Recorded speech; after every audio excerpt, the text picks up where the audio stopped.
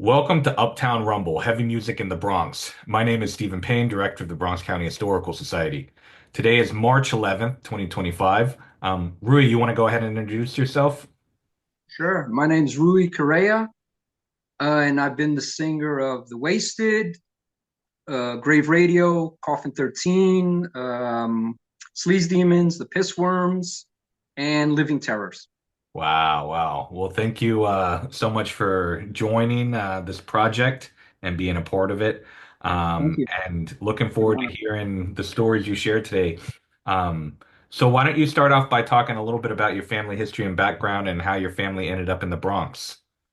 Okay, cool. My grandfather moved to New York in the 1960s, and he moved from Portugal to New York. And in those days, that was really hard to do. Um, and so he worked there, and his idea was to get his sons all there. Yeah, three sons. And my dad was the last one. And in 1975, my dad moved to the Bronx. And another thing that happened in Portugal, it became a democracy, Yes. so it became a little easier to get out. And it was a whole different world. So my dad moved to New York in like 74, 75. I want to say 75. And I was, young. And so I had been born in an attic in a little fishing village in the middle of nowhere. Like, yeah, this was in the 70s and everyone still had black and white TV, two channels. I mean, this was nothing compared to New York. So it was a big culture shock. But I was a little kid. And then by the late 70s, the property values in the Bronx were super low because of all the burning buildings, and we see this in other documentaries and things. And so my grandfather was able to purchase a building in the Bronx. Wow. Yeah, and his idea was to get all the family there together. So I ended up moving around 79 or 80 um, to 228 East Tremont off the concourse. I Yeah. see. So that's the building that your grandfather owned then. Yeah. My grandfather, but my grandfather didn't, he wasn't rich. They were dirt cheap at that time. Yeah, yeah. Um, I like the price of a good car. I mean, nobody wanted them, and there were five buildings that were exactly the same. And I know these buildings were at least from the 1930s because I found the book on the Bronx and it showed the buildings. So they were old buildings. Wow. And I lived on the last one. I was on the fifth building, and the fourth building had burned down during the 60s, maybe early 70s, and it didn't get rebuilt till 2000. Now, I'm saying this because later on this will come into play because that building is going to set up for later on in the future. And I I ended, yeah. So I moved into the Bronx. I'm about 7 or 8, something like that. Okay, okay, I see. And do you have many memories from Portugal when you were born as a No, because child? I left. I was 2. Yeah, Okay, yeah. yeah. 3. It's 1975. I was born in 72. But all my memories were from the Bronx because I mean I have some from Manhattan because I was there for a few years when I first moved there. But by 79, 80, I'm in the Bronx, and I'm going to be in the Bronx for the next, you know, 20, 30 years. I see. I see. Now, did any of your, older family members, did they share any of their own memories about what it was like living in Portugal under the dictatorship? Yeah, it was a whole different universe. Luckily they were from like they lived by the beach. So it had some sort of jobs. Dictatorship. I mean, if you got together in large groups, the police would show up. It was a whole different upbringing. My old man started working when he was 12. You know, doing stuff mandatory in those days was like fourth grade, and then you can drop out. It was Wow. just a whole, yeah. It's just, and so I escaped all that. And but prior to that, it changed dramatically. Now I got to put it out there. It's nothing compared to what it was in the 70s and even in the 90s or whatever. Like we're all on the same platform. Everyone's got a cell phone. Everyone's got Netflix. Yeah, Everyone's just sure. going. It's a whole different world now, right? But we needed those changes then. And so and so that's it. So by 1979, 80, I'm in the Bronx, and I'm a little, a little kid. Wow. Wow. And what are some of your earliest memories in the Bronx? What are some of the sights and sounds, smells that you remember in the Bronx? Holy cow! So many stories. I lived right in front of so it's Tremont and the Concourse, and there's a tunnel that goes through it. And so and so on my side of the street, I'm on one side of the tunnel, and it's just apartment buildings. And on the opposite side of the tunnel, it's just like pizzerias and coffee shops, like a rest, Seatown, or all those type of places. So there was more traffic on the opposite end.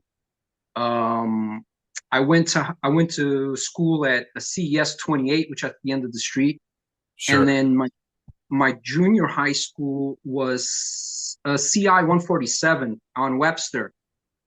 Boy, was that a ghetto! That was in the South Bronx, and Yeah. holy cow, the things I saw there, it was super violent.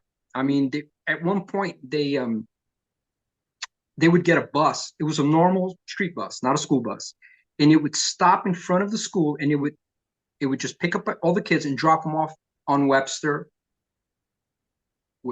on Webster and like Tremont. Yeah. By that time, which we're talking about a 5-minute ride, these hooligans would kick the windows out. I've seen them throw kids out the window. There were fist fights in there and whatever. It was just and it was just constant violence. I mean, it was crazy. And I was like the only white dude around. It was kind of weird, but I loved it. I, Yeah. you know, Yeah. I didn't know anything anyway, anything else. And Were, then I were- went. Mhm. oh, I was gonna say, were there crews, at the school? Is that the main kind of force, or were there any remnants Yeah, of gangs at the time? yeah. What it was more like, okay, you have all these ghetto kids that kept getting left back. So when you're, you know, uh, 10 and they're 14, or you're 12, and it makes a big difference in size. And Yeah. then they would, it was just a whole different mentality. And I saw them one time. I saw them. Uh, they would just gang up and beat up anyone that wasn't from around there at that time. So if you would be walking by, you were a target. And this was a junior high school. But I saw them once, like for instance, jumping this like a dad, and his two little girls were holding on, crying, and this is just hideous. So it was a Wow. lot to see on a regular basis. And then when I got out of there, I went to Alfred E. Smith, but I'll touch on that later because Okay. that's where. Now Um, there was one. Mhm. oh, go ahead. Go ahead. I was going to say there was one odd thing in my neighborhood. We had a church like 2 buildings away, and it was people that would do voluntary service from Pennsylvania. And what was cool, they would do like a Friday night games thing, and so the kids in the neighborhood would join up, and they would take us to roller rinks and camp in the summer. So that was a way for us to get out of what it was, because in the 80s it was crackheads everywhere. It was just a whole different world. Yeah. Um, yeah. So I remember being a kid, and we would go to like Alexander's, for instance, on Fordham Road, and we were always up to mischief. We would go in, and like on the last floor, they would have the electronics, and we would set all the clocks like different time apart from one another, and then go to the escalator and just see them take off, and like the assistants trying to stop one, and then the other one takes off. Or we would go to camp, and they would have like a tray of Oreo cookies for everyone. And we'd get there early and eat all the cream and put toothpaste inside the Oreos. Oh my God. We'd be like, when they call us, take Oreos from the top. You don't want to pick the side. It's not there. So we're always up to mischief in the 80s, and into before high school and into high school. We're always up to something or another. And there was a basement in my neighborhood where crackheads would gang up, and it was like the crackhead wars. It was them against us, Yeah. and there was like one of them would walk around like this with Yeah. his hands, and we'd call him Quick Draw, Yeah. right? So we Yeah. had, Yeah. Yeah. because he looked like he was about to draw 2 pistols, like in the Wild West. We had a bunch of them, and then but at the same time, one time they attacked us with like bottles of urine. And when it would snow, we would attack them, and they would vice versa. So it was like, and we were kids just doing dumb shit, basically. So that was my upbringing. A lot of my friends growing up, when we got around, I'd say, well, at home, well, when we got around like 14 years old, we like my group of little rascals from that neighborhood, we kind of like split a little bit. And a lot of us got into music and we started hearing like glam rock and what was on at the time. So, like Möttley Crüe and LA Guns and Cinderella and Great White and all these bands. And the other crew just became more thuggish. Let's I just put it see. that way. Right. So we would still hang out because everyone still lived in the same neighborhood. And the stories these guys would tell, and the things I seen while there, like sometimes we'd be hanging out, there'd be a robbery across the street, or it'd get hot and everyone comes outside when it's hot in the summer, and that causes conflict because someone did something to somebody or stepped on their sneakers or whatever. So I'll be quick. There was a book. I'll pull it out. I don't know if you've ever seen this book. Oh yeah, absolutely. Absolutely. The people in this book, not the main character, but his girlfriend, were from my neighborhood. They lived 2, 3 houses from me. Oh, okay, okay, sure. A lot of these guys, now names have been changed, right? Yeah. But they were the guys I hung out with. I just didn't. I chose to go, yeah. So the female who's in here, because this is about a drug dealer, but then it kind of changes into like his girlfriend was my friend's older sister, and all these guys, and they were some serious, characters. Yes. Yeah. At home it was cool. I mostly I had a radio in my room, so I listened to a lot of classic rock growing up.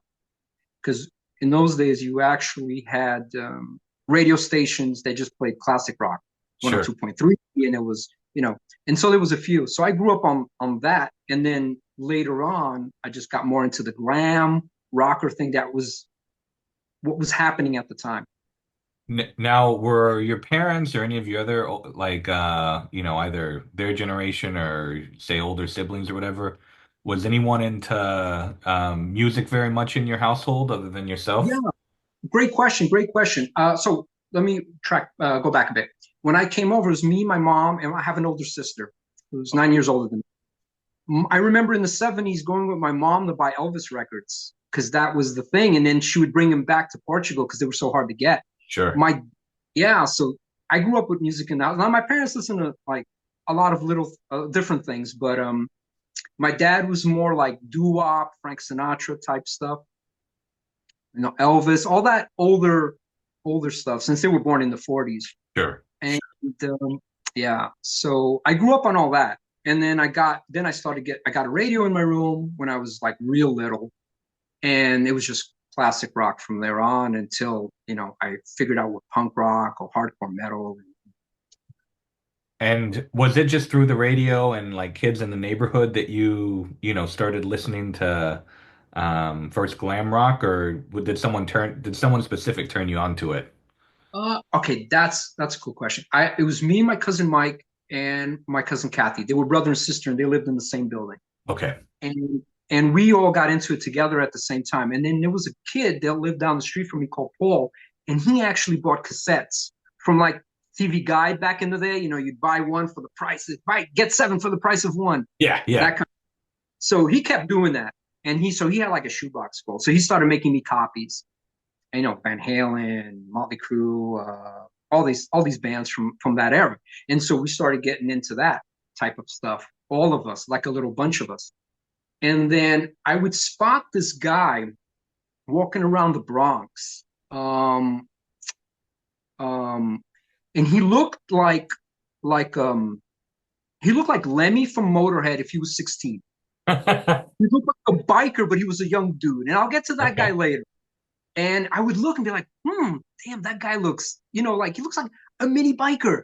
Yeah. But I'll get into that later because it's someone who deserves a little more time. Another thing that happened when I was 14, that church.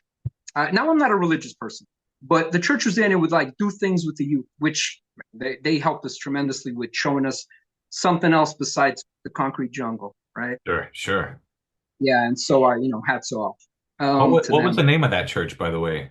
I think it was the Fellowship Chapel, something. I think it's changed now. But Okay. in those days, they owned the little building. They had a little church, and we would hang out in front of that church for decades. That was like a spot because it was literally, so you have the five buildings. I'm on the last one, and it was like a little Hebrew center, and then it was a building with a little church, like a small building, and that church, and then two buildings down, then you had the crackhead building, and then you had theirs, and they just did so much for the community. I mean, so much.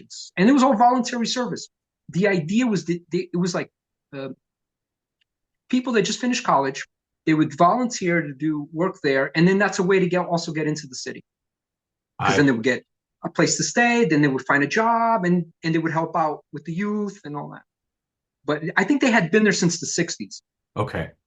Yeah. Okay, I see. I see. Wow. Mhm. And were there any other like centers that you could go as a kid, like community centers or PALs or anything like that in the neighborhood?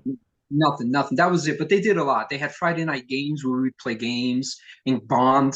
They would take us to rinks. Like I said, camp in the summer, 2 weeks, and we paid like $20. I mean, Wow. that's nothing. It was insane with, and just the stories that come out of there. I mean, and then one time, the son of one of well, they had a pastor, and the son visited, and he grabbed all the kids from the block, and we were hanging out outside, and he started doing magic tricks. And that was the first time I saw like magic close up, and it Wow. blew my mind. And from there on, I said, "Wait, how did you learn?" And he said, "I just go to a magic shop." And I'm like, "What? Never thought of that."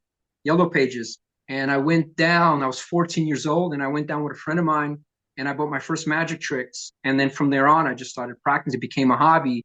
And by the time I was 18, I had worked in a magic shop for a bit, and then I just started, doing magic as a hobby for till today.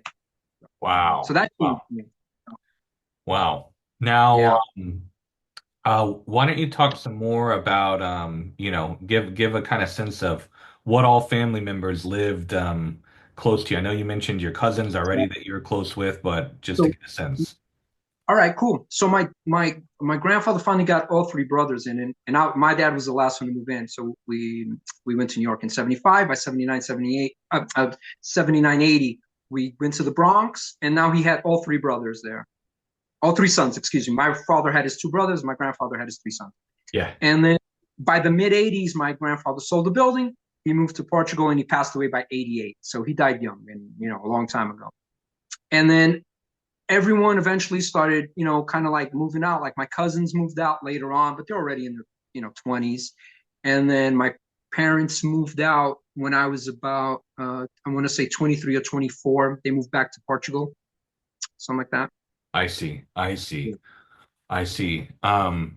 And did you, other than your family, were there any other Portuguese people that you met in the Bronx? Zero, zero. I never met anybody. I grew up with Puerto Ricans and blacks, and I got no complaints. It was Yeah. awesome. Yeah. I loved it. I loved it. It was just different. It's what I knew. I went to their homes. They came to mine. Loved it. They were super on an average. They're super welcoming. It was great. I loved it. I mean, if I'm gonna complain, it's about something else. Yeah. I didn't miss it because I didn't know it. And now I'm here, and I got plenty of Portuguese people in my life now. But back then, Sure. you and it was weird because as a kid, I would come visit every now and then. My parents would come back, and we'd visit. And this was like beaches and super completely different universe. And I'm like, man, I ended up in I could have been here, and I ended up in the ghetto. And now I look back at it, and I'm like, I'm glad I left because I grew up, playing Dungeons and Dragons with my friends, getting into bands, all these wild stories, and everything here is super calm, and at least where I'm at. Yeah. So, and guys my age, I mean, it was a different world where they grew up, where I had different opportunities. Absolutely. Um, I wanted one thing on the magic thing. I want to say I practiced my ass off. It was a lot of hours. I wish I'd have put that all into like guitar. Maybe I would have been like a Gary Moore by now or a Stevie Ray Vaughan. And in those days, magic was super hard to learn. No one taught you. There was no Facebook or YouTube. So you had to go to magic shops, and they didn't teach you crap. You bought a book and went home, and it was crazy hard to learn. And now I go on YouTube, and it's just like, it's all over the place. You could learn anything easily. So it would have took me half the time. Wow. So Now, while you were learning magic as a teenager, you mentioned you worked in the magic shop already. Did you ever like perform at, say, talent shows for your school or anything like that? No, No. I did a few shows. I worked in it wasn't really a magic show. It was a magic shop flea market that worked on the weekends when I was about 18. I Okay. did that for a while. But I had regular jobs, Yeah. which were later on. And but I did that kind of young.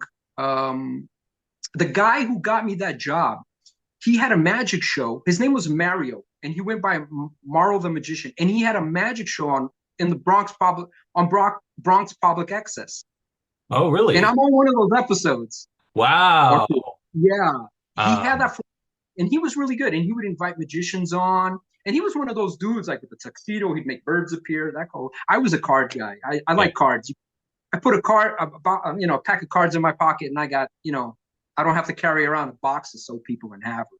That's None of that right. crazy. That's right. It's easy. That's I'm right. ready to Wow. go. Wow. So, yeah. Now, why don't you talk a little bit, before we really start going down the music route even more, talk some about what you remember eating growing up, either in your house or in the neighborhood, things like that.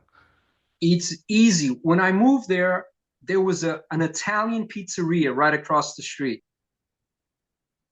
I grew up on pizza. It was just there. It was cheap. For $1, you'd get a slice and a cup of soda. So, I was always there. So that was big. I had a Chinese restaurant also. So that was right across the street. So I was fortunate enough, that there was always like little, and then they would open like those Indian chicken joints and whatever. And yeah, so they were, and it was like these older Italian guys who'd eventually moved out. One of them was a boxer. Had like pictures of him on the wall. I mean, the whole setup. It was pretty cool. Wow. Wow. Now, I know you mentioned some of the mischief that y'all would get around to in the neighborhood, but talk some about some of the other things you might do like for fun around the neighborhood. What are some of the common things you do? Oh yeah, we play like as little kids. We play like kick the can or manhunt, or a lot of times I would just like even into my early teens, we would just like explore the Bronx. We would just take long walks, even if it was blizzards out. Fuck it, we just walk. I Yeah. would I collected comic books since I was super young, and there was a comic book shop. It's still there. It's 40 plus years old on Fordham Road. I would go there a lot and just buy books and here's the thing, like I see some of the videos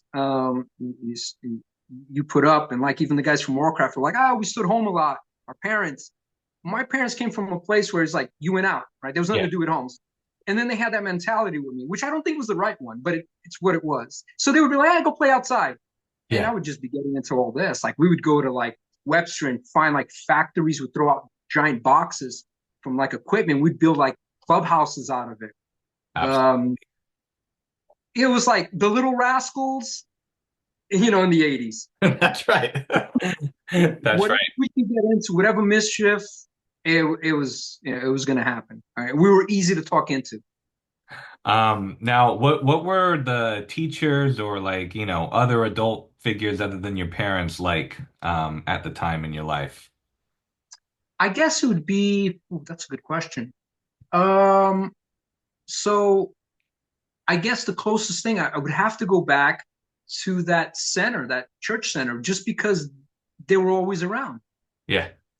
And every Friday night, and normally we would go and we would do dumb shit and get kicked out. And if you got kicked out, you couldn't go the following Friday.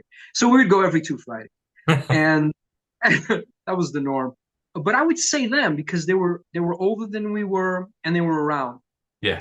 And not just for me. I mean, just for everyone that was in that neighborhood at that time. And they helped out. Like if you needed help with something, they were quite they would help out.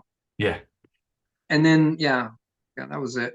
And then there were like some of my friends' older brothers and things, but these guys were getting into you know like those friends of mine that I mentioned. Like when we split up, and some of us got into music. The other guys, if I look back at their lives, one went to one, a few went to jail. Yeah. Some passed away. You know, um, it's a short life if you get into that world. I'm glad I wasn't going to survive in prison. No fucking way, man. I wanted to go to concerts. Yeah. I wanted to, the world has too much to offer. That's right. And yeah, I'm not a violent person. Now, so why don't you talk some about the, transition from, you're getting cassettes of, different Right. glam metal bands and what brings you to the next stage? How do you get to the next That's it. stage? That's it. So two things happen when I'm about right 16. Two things happen around that time. I'm in high school. I get into high school in 89, I believe, or late 89. So I get into high school and two things happen at that point. And one of them is one thing happens outside of high school and the other one happens inside of high school, but they both happen at the same time. I get into high school and I went to Alfred E. Smith, and I went to Smith because I like to draw, but I was more of a cartoonist, like Far Side, Yeah. that kind of stuff, which was big at the time. Cartoon strips. Not an artist. I don't paint, that kind of thing. And so I wanted to draw. So I went to Smith because it had architecture. Little did I know, that's a lot of fucking work. And That's you have to go a lot of work. right. So I get into high school, and one thing that Smith had, it had a lot of metalheads. Not a lot, but we were a cool community, and we all started to spot each other, almost right away. And we would all hang out in front of the building in front of Smith. And I have photos of that time. And you see a young Barry, you see a young Martin, you see all these other dudes and like other friends of mine, like at the time that were metalheads that just didn't get into bands, like Mothro, Flaco. I met my guitar player there a year later because he was younger than me, Jesse. And there was just a lot of us, and they were all awesome guys, awesome. I remember Wow. Martin saying in his video that Barry used to make him tapes. I made him a bunch of tapes too. I remember him. He was like a year behind me, I believe. Hey, coming in with his Poison shirts or whatever. I'm like, hey man, check this out. Because by that time, I had met a couple of dudes, and I was already blowing up in myself, hearing like all this other shit that was already out there, but I didn't know till I really got into high school. And And do you so, remember? Oh, go ahead. no, and then I met, Barry was just an awesome guy, such a cool like person in general, but just a really nice guy, but super tough guy, man. You didn't cross him. Super friendly. Don't get me wrong, but yeah, it was a tough dude, man. I saw some shit, and he was a great dude. Martin. I'm mentioning more of the guys because they add to the video, but everybody there was 5 stars, man. And we had a lot of fun together. We went to a ton of shows together early on. In those days, it was different. We would buy magazines and be like, "Oh man, look at these! Look what's coming out. I'll get this one, you get that one, and we'll make copies." There was no, That's right. nobody had net, and we were just discovering all this music. We would take train rides down to the village to pick up sound. St. Mark's Place had a lot of places where they sold music, and we were just exploring, figuring out all this stuff at the same time. These guys also, some of them they had because Alfred E. Smith had like a wood shop and carpentry, and they had like auto mechanics. And the wood guys, they would make these sticks that they carried around with them, like for defense. And they would make like one guy would have the Punisher, the Discipliner, the Equalizer, whatever.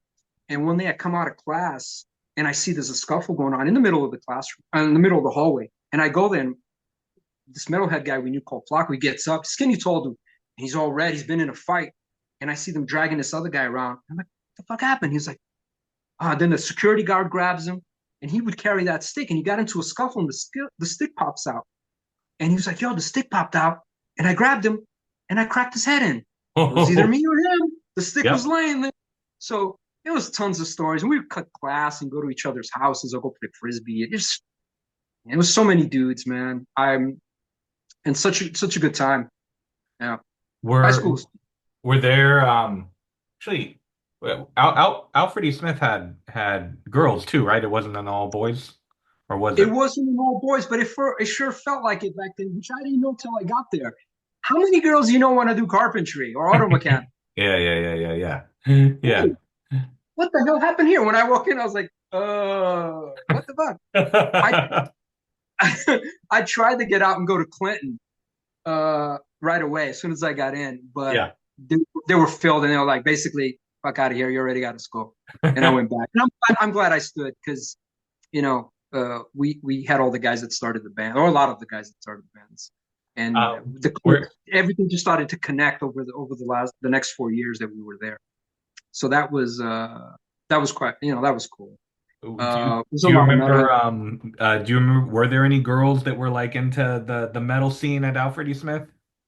You might have had like one or two new wave chicks. You had like two new wave guys that were into like industrial or new wave, like the Depeche Mode type dudes. Yeah. Most of them were just metalheads, and there weren't a lot of us, but it was Yeah, enough for sure. us to a little crew. And in the lunchroom, we would get together, like when we had lunch, and that's how I met Jesse, who ended up being my guitar player for a bunch of years. And well, I knew him, but we would all sit together. And one day, I used to play Dungeons and Dragons, and back in the 80s and into the 90s. And then I was like, hey, does anybody want to play? I need a few players. And he was like, hey, I'll play. I've been wanting to try it out. And he brought his brother, who's also awesome dude. We all got along like really good. And then later on, we'd be in bands. And when my parents moved out, Jesse moved in, and we ended up living together, guitar player and singer, for a good 6 years. Wow. And Wow. that was a whole other adventure. That's another video. Those are 6 years of fucking crazy shit. It was awesome. It was awesome. I bet. Pick the right Now, roommate. now, do you remember, once you start getting into heavier and heavier things, what the, first like cassette that you either heard or bought, that was like a step beyond, more like extreme metal kind of stuff? Right. So I'm getting into high school, and this okay, perfect. This goes into what I was going to say, where two things happen at once. I get into high school, Yeah. and my cousin Kathy lived in the building with me. I only had two cousins, and they both lived in the building with me. And she went to Clinton, ironically, and she meets that guy I told you about, Oh, the the Lemmy, white the looking young, kid. yeah. She brings him over, and me and him meet for the first time. And I'm getting into, I'm a young buck. So is he. I'm a little older than him, maybe a year or two. And we meet, and we hit it off. And this guy was way ahead of me on that. Like, I got into metal. This guy was born with metal. Like, it's, it's a whole different level. And his name is Loki. And you might Oh, Loki. Okay, sure. he ends up being Loki. And Loki was one of the guys, I'd have to say, man, that guy's just awesome. He ended up, let's see, how do I put this? Because of Loki, my life changed. And I hope I influenced his as well.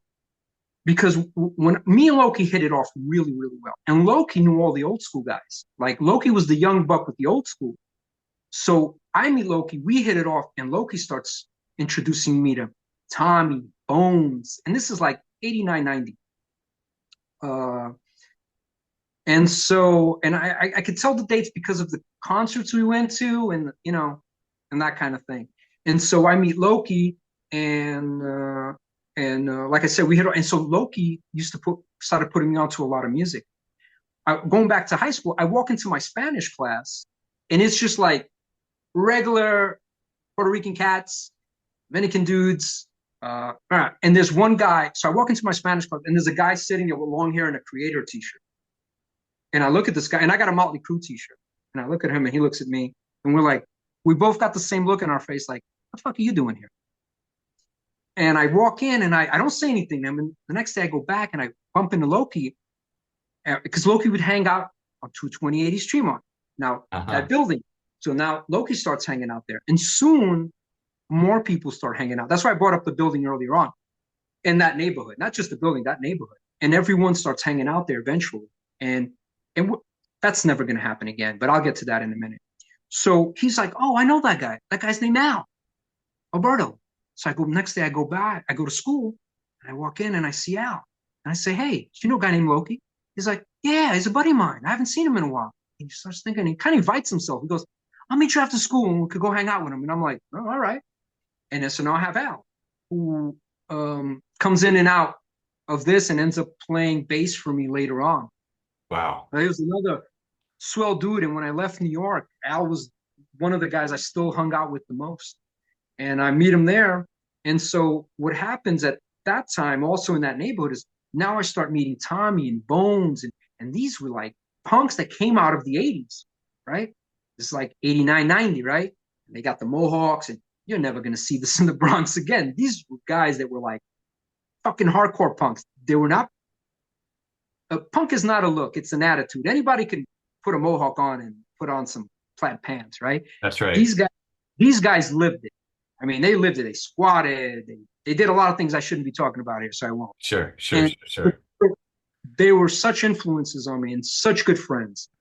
And from there, I start meeting all these other cats, um, which, Charlie, Nancy, Amy, Pete, which I think his birthday's today, uh, Beck, all these guys had some input or would come in, and we start forming this little crew. And what happened with Treemont at that time was like, it was a spot for all of us to meet in a time where there was no messenger. And punks don't walk around. No one has a phone, let alone who you're going to call. These That's punks, right. regular establishments. So we would all meet on Tremont and we would all hang out there. And it was just epic. And, it was just awesome. And they were all just awesome people. And and Mario, another old school punk who hung out with, I ended up, when I got out of high school, I needed a job. And Tommy calls me. He was like, yo, they're hiring at Petland by Clinton High School. What was the name of that? I can't remember the name of the street. And because a lot of the punks were Petland discounts at the time. And yeah, it was weird. And that job I had to like pick up rats like this with my hands by the tail. It was just crazy shit. I got bit by snakes and turtles. One time I get bit by a turtle, and Mario's there, and I'm like, I had a leech on its leg. I'm drifting a little bit, but I went to try to get the leech off, and it comes out and it bites me. And there's a family there watching it, and the fucking turtle is hanging off my hand, and I'm swinging it, and I finally get it off, and my hand's all bloody and whatever. And Mario looks at me and goes, "Dude, you look like Elvis with that thing." Like, and I'm trying to get this giant, and they have like large claws. I mean, stories are endless. It was just a lot of shit going on in that time because we just constantly hung out. It was constant. It was every day until as far as you could you could take it. And so there was a lot of cool people, man, and everybody put their 2 cents into it, and that lasted for a few years. Now, as far as this whole kind of crew that's forming that you're hanging out with, I know that some of them are in bands later. Were they in bands at the time? Right. So Bones and Charlie were in a band, Terminal Buzz, for a little Terminal bit. Buzz. Okay, yeah, sure. The Terminal Buzz didn't last that long, but they had a great sound. They pulled out a little cassette, their songs drifting around. A couple of months, maybe a year or so. I don't know. I couldn't say, but they were awesome. It's a shame they didn't last as long as they did. I met Joe Rampage. He probably doesn't remember this. I met Joe Rampage. He had longer hair and like a long jacket. He looked like a cool one of the Lost Boys, but like more badass. And I met him, Tommy. This is early on. He probably doesn't remember this. He ends up moving behind me on Mount Hope a few years later. This is around, I'm going to say 92. Okay. Yeah, and Joe was a swell dude, man. We would all hang out at his crib. He had like a little apartment with his girl and her kids, and we would all hang out there. It became so we were at that point. Now we're hanging out either on Treemont, and if it got really cold, Joe would just like let us in, and we'd all be like hanging out at his house. And I got some photos later on. So if anyone stays till the end, they'll have something to look at. And Joe was a swell dude. And then at that time, he's doing Rampage. Sure. Sure. Mm-hmm. But this is line 92. I'm out of high school. Just out. I got out in 92. So that's all going on. So I'm sorry, I drifted. So when do I get into tougher music? So Loki, I would go down to the village and I'll be like, yeah, I saved up some money. I'm going to buy something. He'd be like, yo, get Carnivore or get King Diamond or, get this. And so I would like take in his input and go buy those cassettes. It was a place called It's Only Rock and Roll, and it would look like old school rockers. And it closed down a long time ago, and I would go there. And then I meet Al, which was the guy in high school, and he was all about Creator, Death. And so he started making me tapes. And I quickly jumped on because it was just good. And Sure. So in high school, I don't know why they never mentioned this. This is awesome. Me, Barry, Martin, a bunch of us get into two cars. We go to Staten Island and we go see Death play in a little club. Oh, wow. And What club was that in Staten Island? haha, I shall tell you because I went and dug out. I don't know if you can see this. Yeah, this is just Oh, ticket stub. Tons of, wow. this is just the 90s, man. That's We were amazing. nonstop. So I went and pulled this stuff out. So we saw Death in November 15, 91. Fuck, I'm getting old. Pull up the ticket. Wow. So here's the info. That's incredible. Look at that.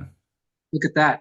And so it was a bunch of me and a ton of Puerto Ricans. We crammed into two, three cars, and everyone had like hoodies and metal shirts. And I remember, and Pestilence played, and Viogression is not on here, but they opened up Staten Island. It's the only time I've ever been to this club. And so I remember these guys were just controlling the pit. I mean, it was a bunch of white Staten Island boys in our crew.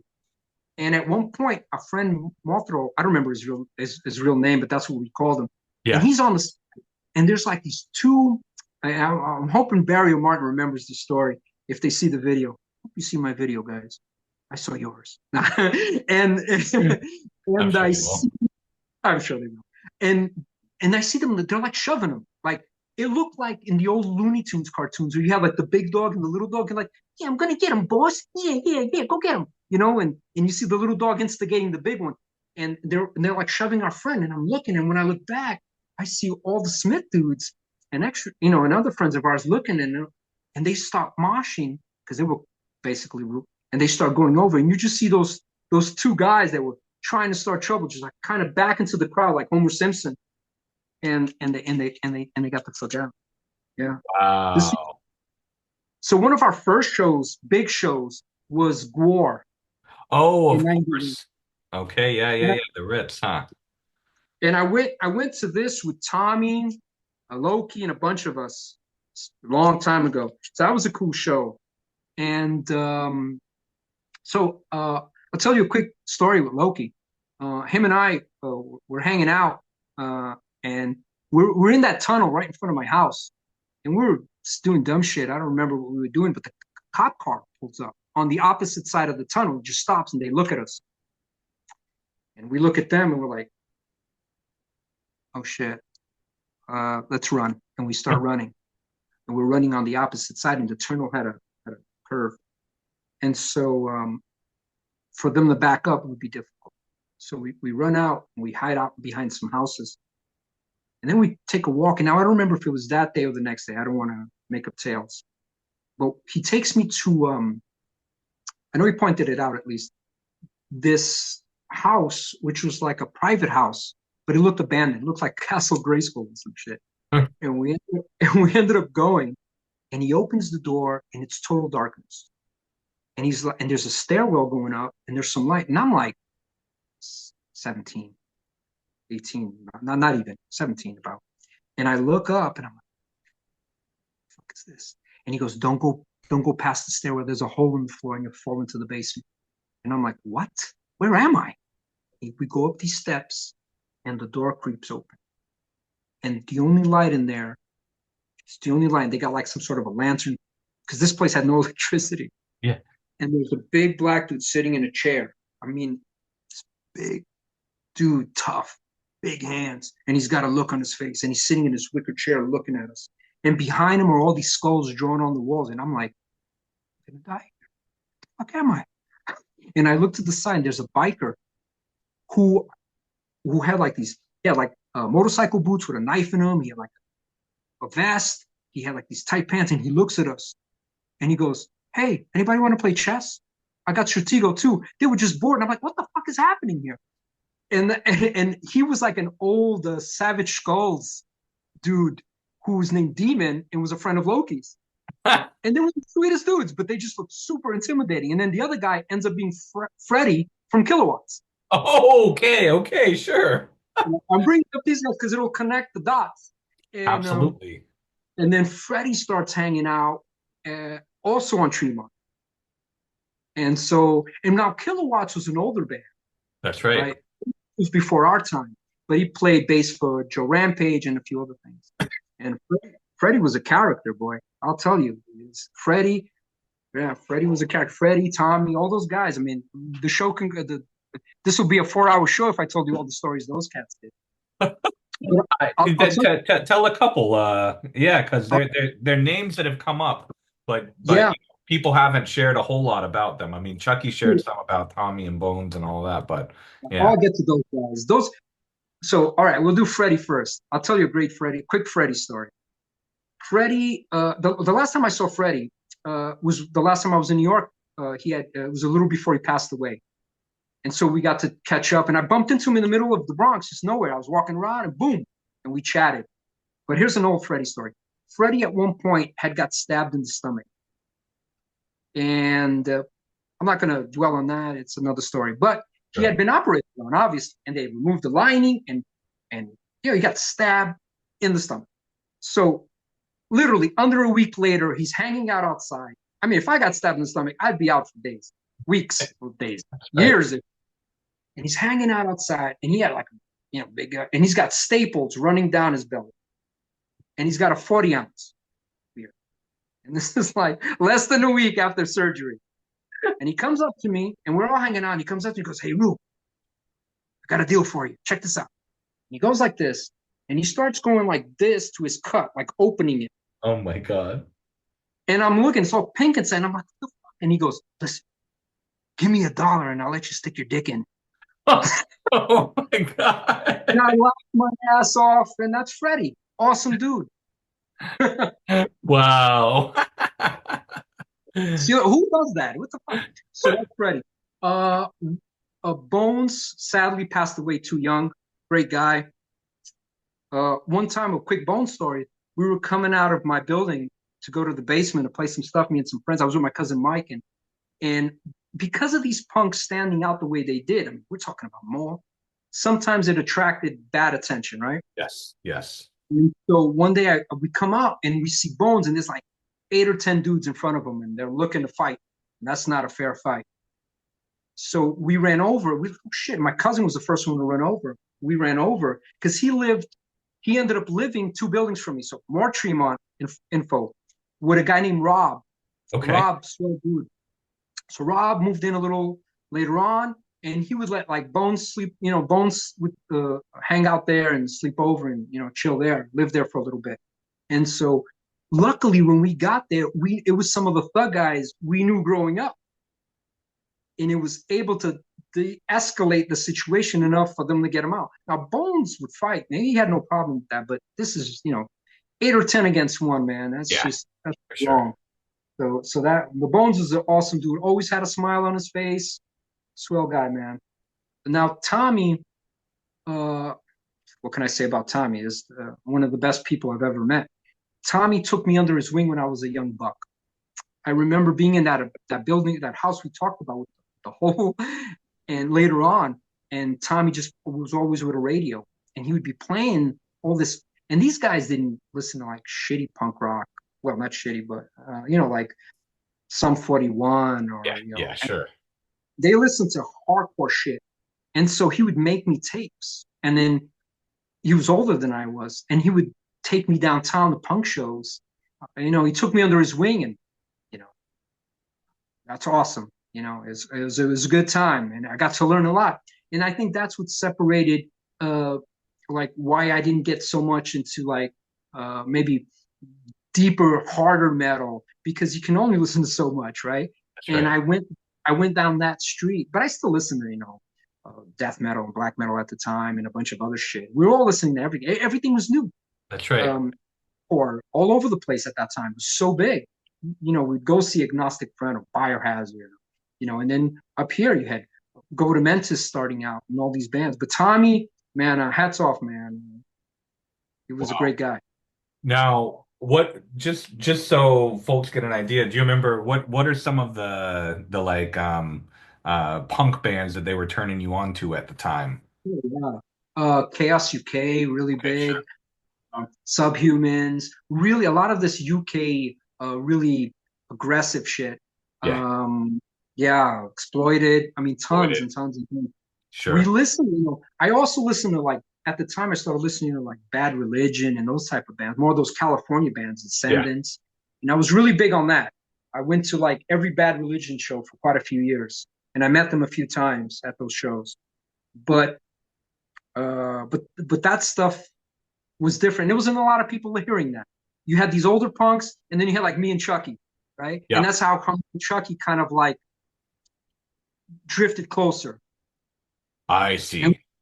then me and Chucky would go to these shows by ourselves, and ska shows and all this crazy punk shit. You know, and Tommy would take me down to this place called ABC No Rio, which was an Oh, sure. abandoned that they would do punk bands. I have flyers where like Green Day's on the bill, like Green Day playing in an abandoned building.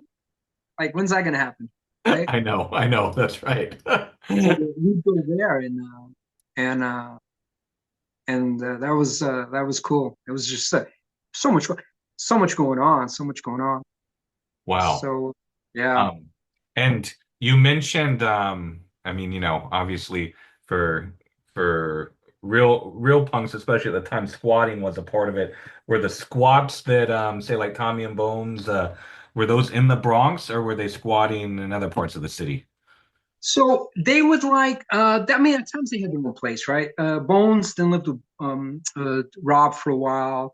In the early days, they lived right there on the train by the train station on Tremont and the Concourse. Okay. And there was a guy, Gerson said this, there was a guy called Kenny and Rambo, and they lived there for a minute or hang out there.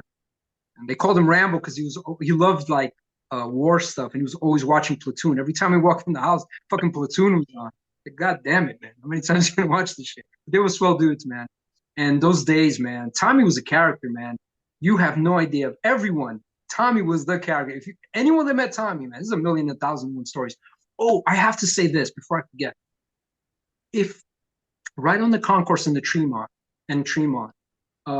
there is the train station, and on the opposite side of me, which would be on the same strip if I kept going down where Lowe's Paradise is, Yeah. right on that side, there was a train station there, and right behind it was a bunch of park benches and bushes, and they called that Bum Park at the time. It's I googled it the other day just out of coincidence, but it's still there, but it doesn't look anything like it used to. And all the punks and us would hang out there at night, and just homeless people. So there would be people sleeping, and then it would be us.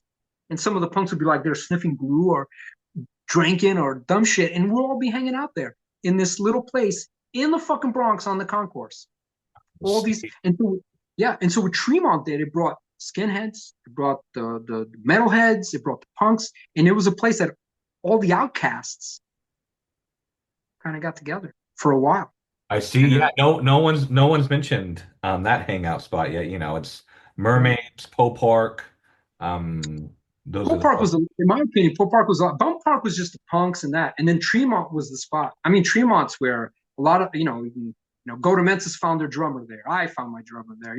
That it was just because it was just casual. It was easy. It was yeah, off Tremont. The train station's right there, right? And then you already had a few people living within that vicinity. And you sure, had sure. me, cousins. You had Rob down the block. For a short time, you had Joe Rampage. And Joe, like I said, Joe's house was like a super hangout. He was a super swell dude. We'd all hang out there. And his drummer lived there, Tony, which Gerson also mentioned. Super nice guy. I mean, everybody was like super chill, man. If you weren't, you kind of like got, all right, that guy. But so everybody was, it was a really cool time. Yeah, I miss those days. They were, and especially with the punks and everything else. It was. I'll tell you a quick story. You're gonna like this. So I'm hanging out at that church outside, and I'm Yeah. with Loki, my cousin Kathy, because my cousin Kathy and Loki dated for a little bit, and Rob's sitting down, and if you see this, it's like literally two buildings from me. It's just like some steps going up, and we're all hanging out. It's a nice sunny day, and I hear pop, and Rob's got his headphones on, and he takes them off, and we look, and there's a broken arrow on the floor. And we start looking and we see another arrow and another arrow. And then I look across the street. Now think of it. There's a street, there's a tunnel, there's a street, there's all the stores. Behind all that, now look how far this is. On top of a building on the roof, there's a guy with a bow and arrow shooting arrows at us. And it misses Rob by like this much. And he's waving like, "Hey, hi, it's me." And it was some metalhead we knew who eventually joined the circus, and we never saw him again. And Rob like, "What the fuck? You could have took." He's yelling this like, "What the fuck?" And we're like, "What the fuck is going on?" Oh And my he's just shooting arrows.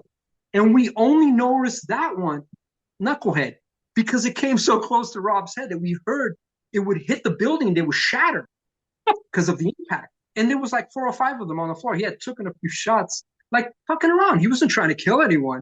Like, who the fuck does this shit? So, yeah. Wow, wow. Now, Yeah. talk some about, I know you mentioned going down to St. Mark's Place to look, through music and things like that. Were there places in the Bronx that you would go to for that? Oh, nice. Oh, yes. Yes, yes, yes, for sure. Okay. Uh, there was like a Latino, I can't remember the name of it, but there was like a Latino place in the Bronx where they would sell like cassettes. Okay. And then you had a record shop there too. But I remember that place, I would get like old like AC/DC stuff and, early on stuff once I got into high school, all of us would like, some of us would get together and we would go downtown and just buy stuff at St. Mark's Place. There was a place called Sounds. And so, but in the Bronx, there was a record shop that sold some stuff. And of course, I have to mention Bronin's Of for course. instruments. My mics came from there. I had a mic PA eventually when I started doing bands, and that all came from Bronin's. I have to mention Bronin's because I think I'm obligated from what I see in these videos. Everyone mentions Bronin's. That's right. Almost everyone mentions Bronin's anyway. And I would go with these dudes to rehearsals sometimes when they would go rehearse there. Yeah. Yeah, yeah. It was interesting. Now what about the first show you went to that actually took place in the Bronx? Do you remember what that was? Oh, that's a good one. Wow.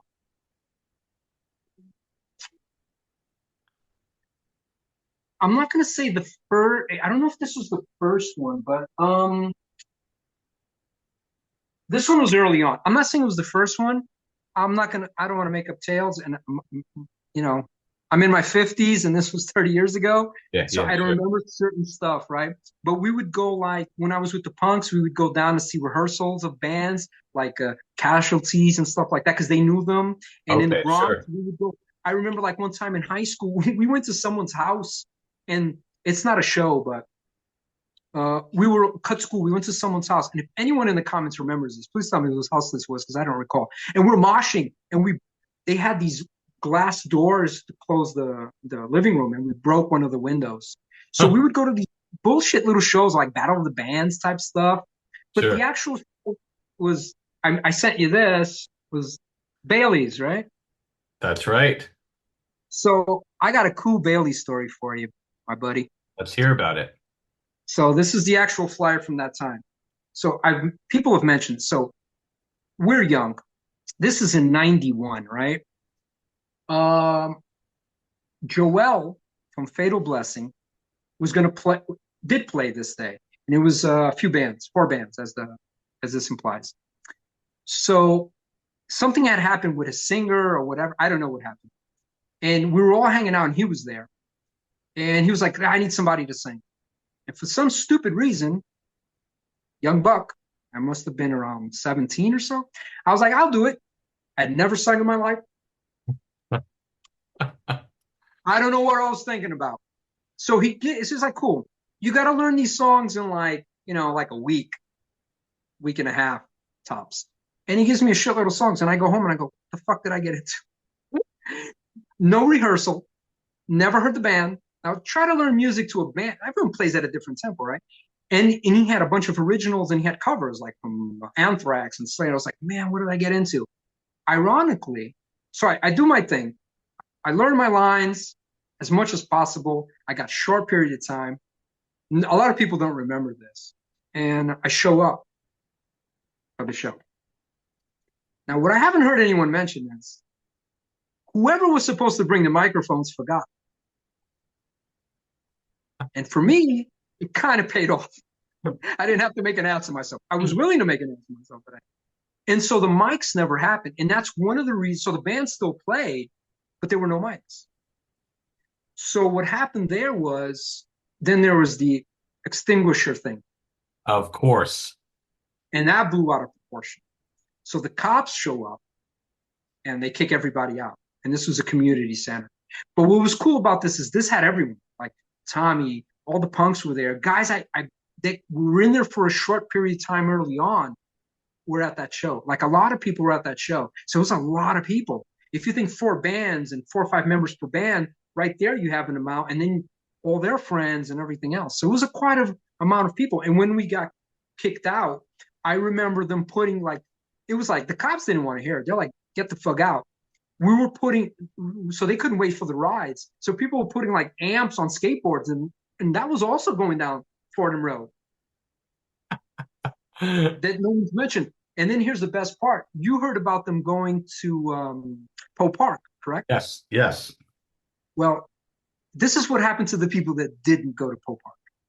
So when we get to Concourse and Fordham Road, that big mob who had just been coming all the way down had been super loud. Some of them were talking about running into bodegas and just running out with shit. I didn't do anything. I didn't see anything happen. If it happened, I think it was more talk than anything, but there was a lot of ruckus. Sure, sure. Another thing. So when we get down, everyone's discussing where they're going to go because it's nighttime. The bands are over. We got kicked out. And so Barry and all these dudes, they go to Poe Park.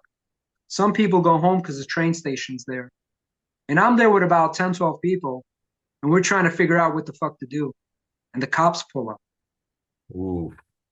And female cop comes out with her gun. And I don't know if these guys remember this story, but and a male cop. And the male cop goes, you, and you, get against the wall. And it was me, my friend Misfit, and this other dude we never met. So of the 10, 12 people, those are the 3 get chosen. So it's me, Misfit, and this other dude. Now, I didn't know this other dude. I just met him that day briefly, but he kept talking about he had a knife on him. So I'm like, fuck, they find the knife on him. So they put us against the wall, and they're checking us. And the female cop is looking at the other people that didn't get chosen, but she's got the pistol pointed at us. And as they're searching the first guy, which is that unknown guy, I'm against the wall, and I'm like, I start moving away like this, like walking away. And she goes, and she's following me with the gun. And she goes, did you tell this fucking retard he can move? And the other cop's like, get over here. And he puts me against the goddamn wall. He's like, and he kind of leaves the other guy, which was great because I didn't want him to get caught, right? I didn't know him. And he frisks me. Then he starts frisking Misfit, which is an old friend of mine. And I look to the side, and Misfit's like, the cop's frisking him, and he's against the wall. And Misfit's doing his face like he's getting sexually molested or something. He's making these faces. And so the cops go, so while everyone's at Poe Park, this is what's happening now. So I'm giving you a different angle of an old story. And so the cops, Wow. they look at us and they go, if I see you guys again, I'm going to take you in, break out, and I don't even want you together. Split up and get out. And the cops, so we split up. The cops leave, and we quickly form back. And we're like, and there's these 2 girls that are sisters that I never met. They went to the show, and they're like, no one's at our home, at our house. We can go there and hear some music. But if somebody's like, I'm hungry. And I remember that on Fordham Road by Lowe's Theater, there was like a donut shop that was open really late at that time. And we're like, let's just go get something there. That's open for sure. And we walk in, and the only 2 people sitting and eating at the diner, take a guess. The 2 cops that just told us to break up. they're eating, they got their coffee, they look like these motherfuckers.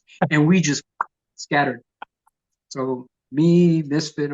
So yeah. Misfit is worth mentioning.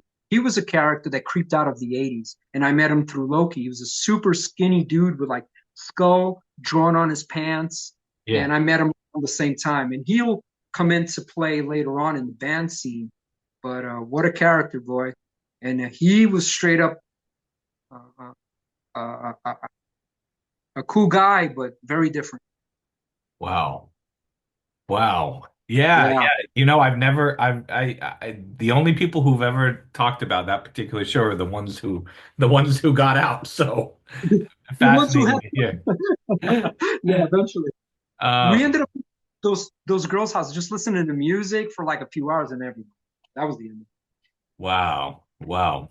Um, so yeah, I mean, at least with that generation of shows, I mean, that's definitely the earliest in the 90s that I've heard of. I mean, there could be earlier Yeah. ones, but Well, that was a pioneering one. Yeah, that was for sure something. It was really like low budget but awesome, and everyone was there. Everyone that was anyone. Like I said, you had everyone there. and You go down the checklist, everybody was at that one from the old days. I may have missed it because I was trying to pull up the flyer when you first brought it up myself on my end just to, see it. But do you remember the names of the four bands that were uh No, I do not. Memory has failed me. I know it was Fatal Blessing, sure, which was sure, sure. Joel's band. So that one was on there. And like I said, nothing really happened. Like I wasn't even in the band. I never rehearsed. It was just more of a favor for Yeah. that day. And it didn't happen. And we never really talked about it. And that was it, So when they mentioned other singers that band had, I'm not one of them. All right. It was just, I was just looking out to help out.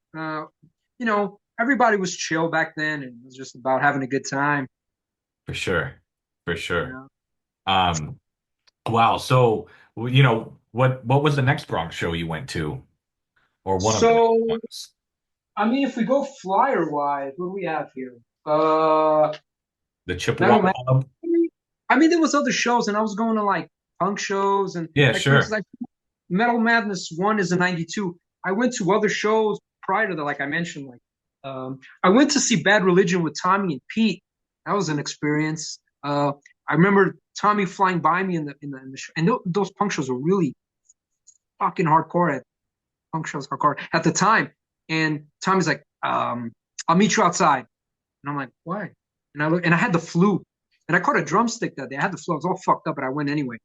And I look, and the bouncers are bringing out some dude that's been knocked out. He started something with Tommy, and Tommy knocked him out. I mean, cold, beautiful. That day, we were on the train ride going to that concert, and someone had broken in to and we're on the train. Someone broken into the conductor booth and was saying shit through the monitor.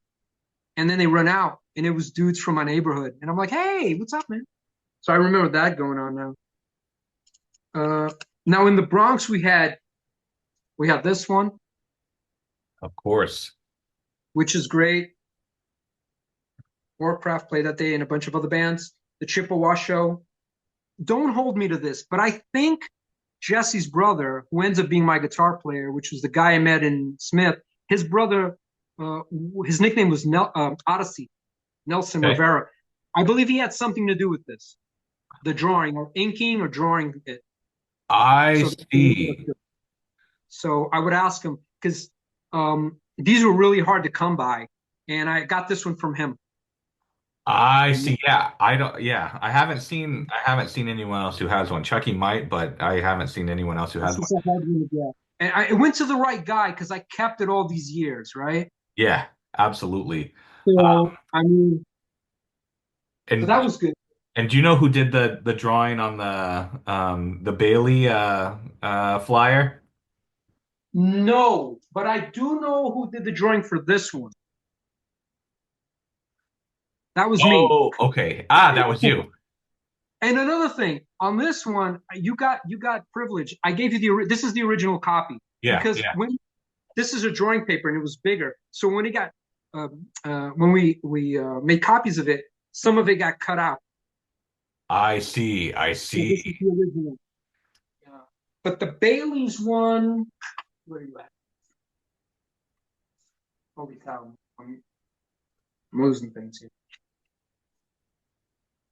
I don't remember. That's the one with the skull. I have no idea where I put it, and I have no idea where things are vanishing. It's magic. So the Bailey's one, I don't know who did that one. Oh, here it is. I Yeah, yeah, don't know yeah. who did. Um, Yeah, this was so long ago. I mean, we were all, so young, man. That's and right. just like covering so much shit at one time. And it was just this whole world just hitting us with tons of stuff. And it was awesome because now everything is given to you, right? And back then you had to hunt for it, right? You know, I ran into a guy about 2 years ago who said, a young buck, and he was like, I downloaded all these '80s hits, and I heard them over the weekend. How do you hear the '80s over a weekend? I know. I know. You got to give it a chance. Think of how many records or CDs we bought that one song you didn't really like ends up being your favorite, you know, a few years later. So true. You don't have that if you just skip everything. So Absolutely. Absolutely. awesome, awesome show. Glad to have these. And Um, so then that leads us to this one. yes, Metal Madness 2. Yes, great show. Glad Chucky filmed it. Yes, absolutely. We're so young, man. This is And awesome. and that's the show that it had to be rescheduled because of a blizzard, right? Very possible. I don't Um, recall. And I know the setup's not the same, but yeah, this is that's the right. actual flyer for the show. Yeah, because I think at least according to Gerson's memory, I think Warcraft ended up being on that show. Um, but I know they were the first one too, Metal Madness 1. Um, but yeah, now at these shows, the other shows you were going to, This is a swell guy, man. I met him a few times. Kind of quiet guy. He looks like the type of guy that once he gets to know you, he'll open up more. Super guy. The only things I ever heard behind his back was that he was a great drummer. I met him a yeah, few times, hung out. Super dude, man. That's all. absolutely, absolutely. Now, at the Bronx shows, at the other shows you were going to, um, were you the type of person to gravitate towards the pit? What was your relationship with pit? Oh, oh, hell yeah. Yeah. Good at it, and I was skinny as shit. Barry Martin, these are like bigger dudes that can take a punch. But oh yeah, for sure, man. For I- sure. Always as much as I could, even in the bigger shows. I'll give you an example. I went to see Rancid with Martin, Okay. and I got elbowed in the eye because sometimes they have like these skanking songs. Oh, sure, sure, sure. When I look to the front, I see Martin coming at him, like fucking hit my friend. I'm like, chill, dude. He probably doesn't remember this. And next day, I got a shiner, and I'm at work. And by this time, it's about 94, and I'm a doorman in Manhattan. And here I'm in a suit with a fucking shiner. Yeah. So it was kind of weird. And then I get busted. So I would go to this job. So my parents left when like I said when I was about 24, and I ended up having to work, and I had no family left because everyone was gone by then. Wow. And so it was just me and these dudes, man. It was awesome. I can't complain. And so one time I went to see Danzig with Barry, and we were I would stage dive, and I fall over, and my head hits the floor, but my legs are pinned up on the people, and all I see is feet, and I see Barry coming to help me. So those two guys, some Goatamentise guys, helped me out there. So there's just wacky stories that now we're over here reminiscing. I'll tell you a cool story about and I'll even show. Where is it? Hold on a minute. I have something here to show you. This is us. Holy cow! Where did I put this? We in '92. We were hanging out in Joe's house, and we ended up going to go see Overkill, Biohazard, and Typo Negative. Okay. It was 1992. Hey, Joe, I know you want this pick. So this is us prior to Look at going to that. that. So it's all of us in Joe's house. And so we have Markel, Loki, Joe, it's a bunch of us, some of Joe's friends, me, my friend Al from school, my cousin Mike. And this day, we went to see, like I said, it was Overkill, Typo Negative, Biohazard, and Life of Agony. Okay, On the sure. bills, there's something else. And they thought of bringing this large flag. And we ended up opening the flag in the middle of the pit. And it was a giant flag. I mean, this doesn't show the size of it. And we ended up being in a like a metalhead magazine, but you couldn't tell because the flag covered most of us. So that was cool. That was cool. It was a good Wow. thing. Yeah. So Wow. that was cool. And that day I got punched in the face by a bouncer. I was always getting hit somehow. For some reason, I didn't bother anybody, but I fell in between the stage and the crowd, and they threw me to the side. And it was like at the very end, there was a beam, and I had to go in there. It was super packed. This was Overkill was headlining, um, and it was the Horoscope album, so that was pretty popular. And then Typo Negative had just come out with their first cassette, Oh and wow. oh, here's the ticket. Oh, look at that. So it's a little bit. And so when I went under this beam, um, like some girl just starts hitting me, like I bumped into her. I mean, I'm going under a freaking beam and it's super crowded. And the bouncer looked like a middle-aged Steven Seagal, grabs me by the shirt and punches me. And I'm like, what the? I start hitting him back and I'm like backing off into the crowd because this guy was fucking house. So that was that day. I had a Wow. few. Yeah. Wow. Now I know you said there's that one time where, at the Bailey show where offered to sing on a whim. Were you singing with any other bands at this point in time? No, no, I had never sung and I didn't even get to sing with them. That's I had right. never done anything. So how do I get singing? Right? Yeah, So Barry had mentioned that he was talking to a guy named Kuko on my yeah, neighborhood. And Kuko is the older brother of one of these guys. I see. That's a, and he's also the older brother of the magician I worked for at they were like a bunch of brothers, swell guys, man, awesome dudes. And um so I was there that day because I was the middleman in between. So Barry's hanging out with me, Kuko's hanging around, and we had seen this little young kid walking around every now and we knew he was a metalhead because he had this large MC jacket that quite didn't fit him, Huh. and so it was Frankie, and so like I Barry see. Kuko knows me. I know he lives like 3 houses from me, 4 houses. And so Kuko mentions it to him. Barry goes talk to him, and he becomes the drummer of Goatamentise. And Frankie's an awesome guy too. I mean, all these dudes are just good dudes. Frankie's just like super energy, man. Yeah, Great guy. And for so, sure. yeah, he joined Goatamentise. And what happens is a few years after Goatamentise, this is in late 93, 94, him and I used to hang out a lot, me and Frankie, because he lived like 2, 3 blocks from me. So it's convenient. So we're hanging out. And one day he looks at me. This is how the Wasted started. Let me kind of slowly go into my bands now. And so he tells me, "How come you never been in a band?" And this is how the Wasted started. And I was like, "Man, I don't have a drummer, man. I don't want to start a band without a drummer because guitar players at that time were a dime a dozen, Yeah. and we could find a few." And so he was like, "I'll drum for you." And I'm like, "Done." So I called up Chucky, and me and Chucky, a few years prior, had hit it off, and we were going to all these punk shows and going out to Jersey to buy punk patches and stuff, and going to Yonkers to see punk bands. We got our own little clique within the big clique.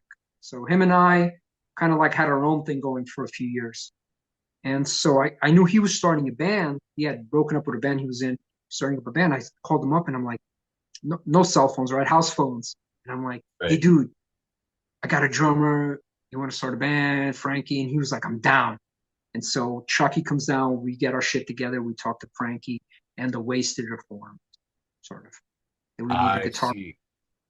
And our first guitar player, which wasn't really our guitar player, our first guitar player that tried out was going back to Misfit, uh, Tony Ortiz. He was his cousin, Spanish guy, and he played with us for two, 3 sessions, like trying out.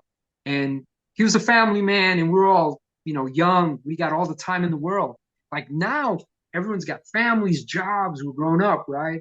And as we know, as the years go by, they seem like to go by faster and faster. And at that time, everybody's at home or a lot more time. And when you're in high school or right out of high school, everybody knows everybody, That's and right. you have so many friends. As you get older, it starts to narrow down.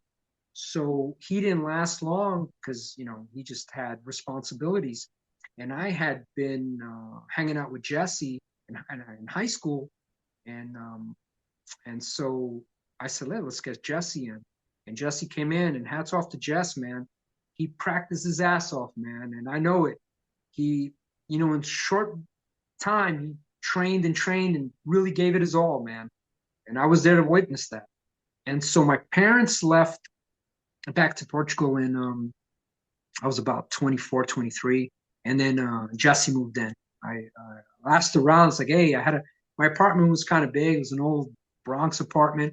And I was like, and narrowing it down, it just made sense that Jesse would be the right choice. And we lived together for about 6 years or so into about 2000. And then the band was formed. And so it was Frankie. And this was in 94. It's Frankie, Chucky, and Jesse, and myself. See, and in 94, I mean, there's hardcore bands, more metal bands in the Bronx. Were Yeah. there still kind of the No old punk school bands. punk bands at all? No punk bands. We were the only ones. We were like the redheaded stepchild. The you know the we're we got invited because our friends were in other bands. Yes. It was good and bad, right? Because hardcore is super popular then. I mean, the Bronx is never going to have this again. I mean, it could. Anything's possible. But this many bands coming out in this many time, it's crazy. I mean, what you're documenting here is just, you're catching it. This is great because you're catching a moment in time.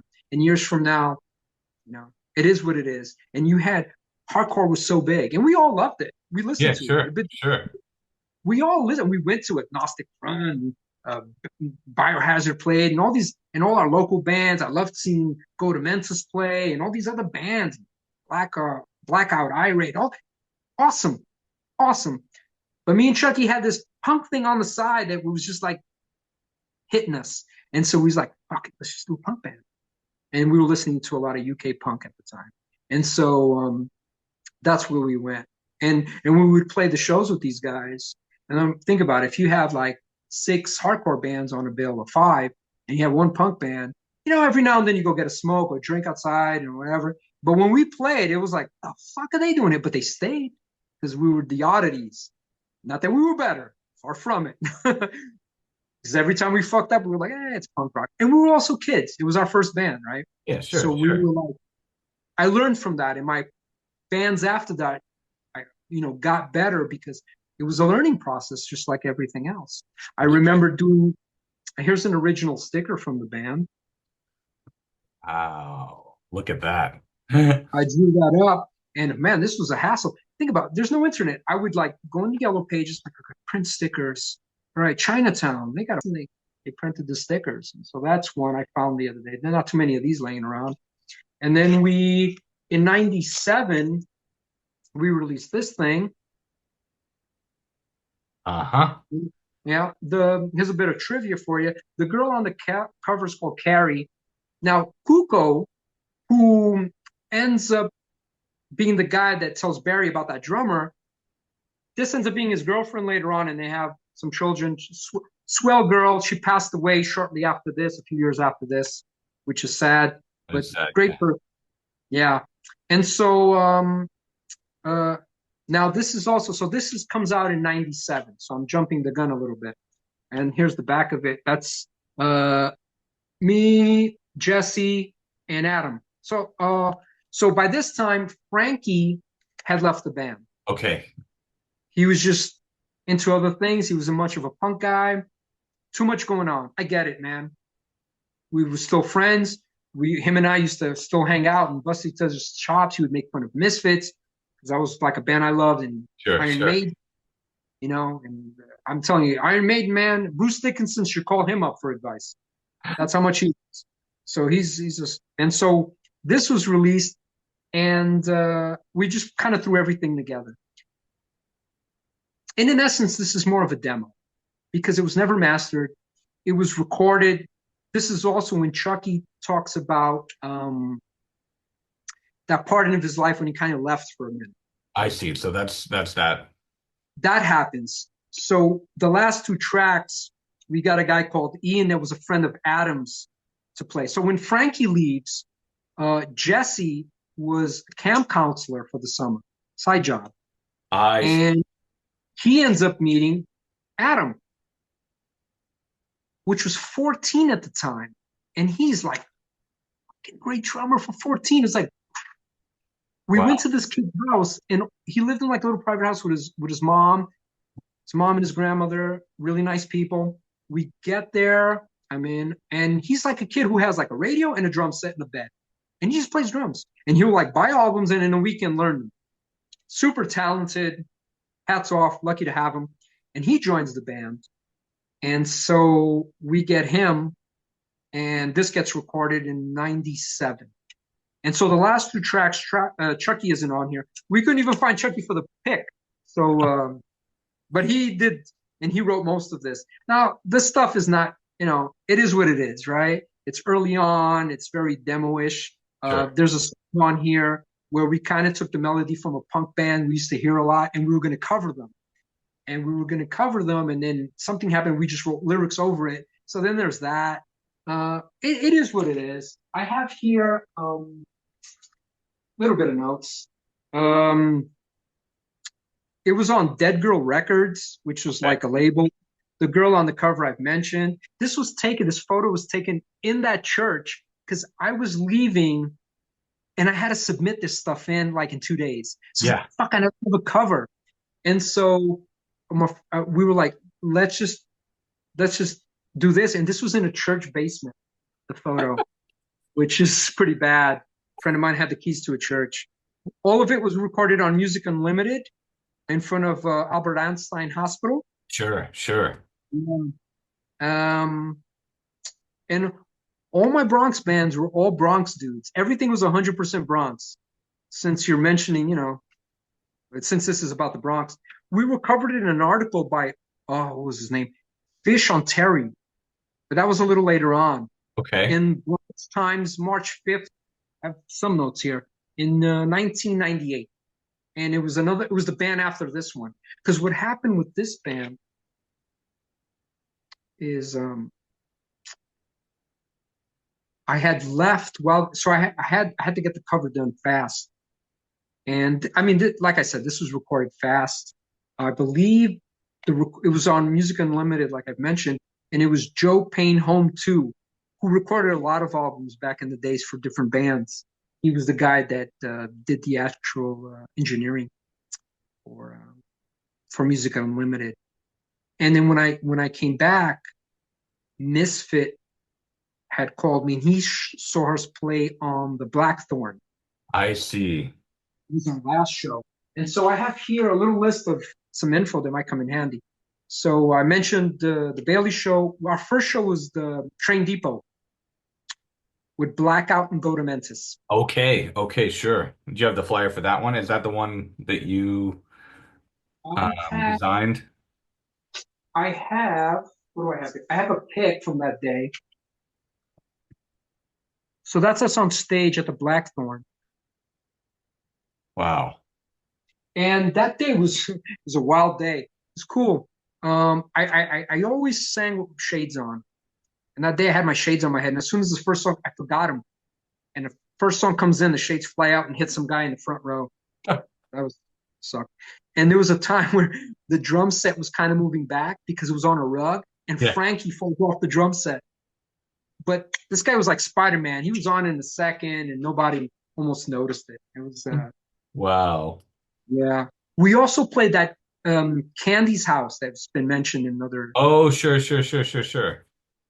And we were the band that were playing when the goddamn cops came in. And I see. so I see them coming in, and I look at Chuck, and Chuck looks at me, and we're like, we used to do a couple of covers. We did ACAB, All Cops Are Bastards, from a punk band. So we started playing that. They didn't know what the hell we were Yeah, talking sure, about. sure, sure. We played Smash the Discos, and I Turned Into a Martian by the Misfits. Those were the covers we would do on and off. And by that time, like I said, my parents had left, and I was working as a doorman in the city. And it was a weird job because I'd come in all like punk rock with leather pants and buckles and Sam Hain t-shirts, and nobody would recognize me. And then I would switch up to this fucking uniform, and it was a whole different world. But the building was cool because I had like celebrities that lived in there, so it was an experience. I see. I bet. Yeah. Yeah, so I had like the singer of Depeche Mode, Lawrence Fishburne. I met a ton of guys. The parents of the guys who owned the label where Murphy's Law was in there, and I gave them our CD. So it was just like weird. And then I mentioned that because like I think of the Candy show where it ended up late and everyone goes home, and I would play the shows a lot of times and go straight into the city and just get changed and start work for 8 16-hour shift. Wow. All busted up, and sometimes we'd be drinking, and I'd be like, everyone's going home, and I gotta go to work. And it Wow. was messed up, but more energy then. And so Wow. we played, yeah. So and I have, I think I have. Here's a picture from that show at Candy's house, Oh my God. and that's Wow, these are me. incredible that you have all these photos. Yeah, I have a ton more. I didn't want to overwhelm you. This T-shirt has a story. Tommy ripped this shirt off at ABC on Rio, and he was like, "Fuck, this shit doesn't fit my size. Here, Rue, you can have it." And I wore the shit out of it, and I still have another one because they like fucked with him, and he was like, "Ah, fuck that." And that's Tommy, and you see some guys in the background you might know. So that's me. I'm not Tommy. I mean the Chuck in the background. So Wow. yeah, there's that. And here's a photo of some of the punks in the very early 90s hanging out in front of my house. Oh my God. Yeah, let's do that. Oh wow. And that's Tommy, my boy Mario, and Nancy. Everybody's so young. And you see these dudes, man, they were the deal. And man, I Wow. think, I mean, all the chips fell in line, all the cards, right? For me to meet all these people and all of us to be here. And then, so then we played a lot of Yonker shows like the church, which was kind of weird. We played with Awkward Thought and Everybody Gets Hurt. And there was a Okay. priest there just looking at us, which is weird. Yeah, he was like bopping, like, hey, I'm groovy. And then we played the Sanitarium on Walnut Avenue in Yonkers, and with rights reserved also. And Chucky wore a mask. And here's a photo from that day. Oh wow. And then this pole, we had like a pole in the middle of the goddamn stage where I would do like these stripper moves in the middle of the set just to elevate the thing. Trust me, I'm a horrible stripper. And here's a good wasted picture. And I love it because it says, don't dump on the Bronx in the Don't dump on background. the Bronx. Look at that. That's a great Yeah, photo. that's a young me, and my man Jess and Adam and Chuck and all of us just hanging out there. Now, um, something that some people have stories about and some people don't. Did you ever get shit for like dressing the way you did around the Bronx or anything like that? Oh hell, fucking yeah, Yeah, yeah. I saw it more with the punk rocker guys because they were more of an extreme, right? that's right. But That's hell yeah, right. especially in high school, man, you'd be walking down and we got to think about this, and a lot of people forget this in like the new generation that in those days it wasn't normal to have a tattoo. Period. Give an example. Tattoos were illegal. There were no tattoo shops. If you dyed your hair, you were punk. Now you get like old people dyeing your hair, or like you know cute YouTubers. Yep. Um, it was a whole different. Who got tattoos back then? You had bikers, sailors, and rockers, right? And Yeah. inmates. And so later on, this starts to open up in the mid '90s. and you start having, and then it blew up, and everyone got tattoos, moms, and whose mom in the 1960s, 70s, or 80s had a tattoo, right? That's right. Unless they worked the circus, you know. And Tony, he did a lot of tattoos, and did my Misfits, and he would do it out of his house at the time. He was a character too, and he would once in a while pop up. He was a tattooer artist in the Bronx. And one time I was hanging out with him and Rob, because Rob was a piercer who lived in the neighborhood. And these three chicks show up, and he's outside smoking. I don't smoke, but he's outside smoking. He's like, look at them. And they talk to the owner, and then they point to him, and they come over, and one of them's got a black eye. Okay. Some gay and Puerto Rican girls. And he looks at them and he goes, you want to get a cover up, right? And she's like, how did you know? And he goes, yeah, I just know these things. Let me see it. And she turns around, and she has the name of a guy on her back. And he goes, it has to be a snake. And she goes, I hate snakes. Ah. And he goes, no, it's got to be a snake. And she's like, oh my God. All right. He goes, go inside. I'll finish my cigarette, and then I'll meet you. She goes inside, and he looks at me. He goes, I could have drawn anything she wanted, but I feel like drawing a snake right now. So here's this chick with a snake. Love that story. So yeah. So back then it was a whole day. We would walk in. I mean, even junior high school and high school, I'd walk around and everybody would be like, yo, you listen to that Kill Your Mother music? Different world. Yeah. Here is the quick pick. Here's the Wasted on our first gig. Wow. That's the crew. First gig. And I got one quick photo to show you. Yeah, sure. Go ahead.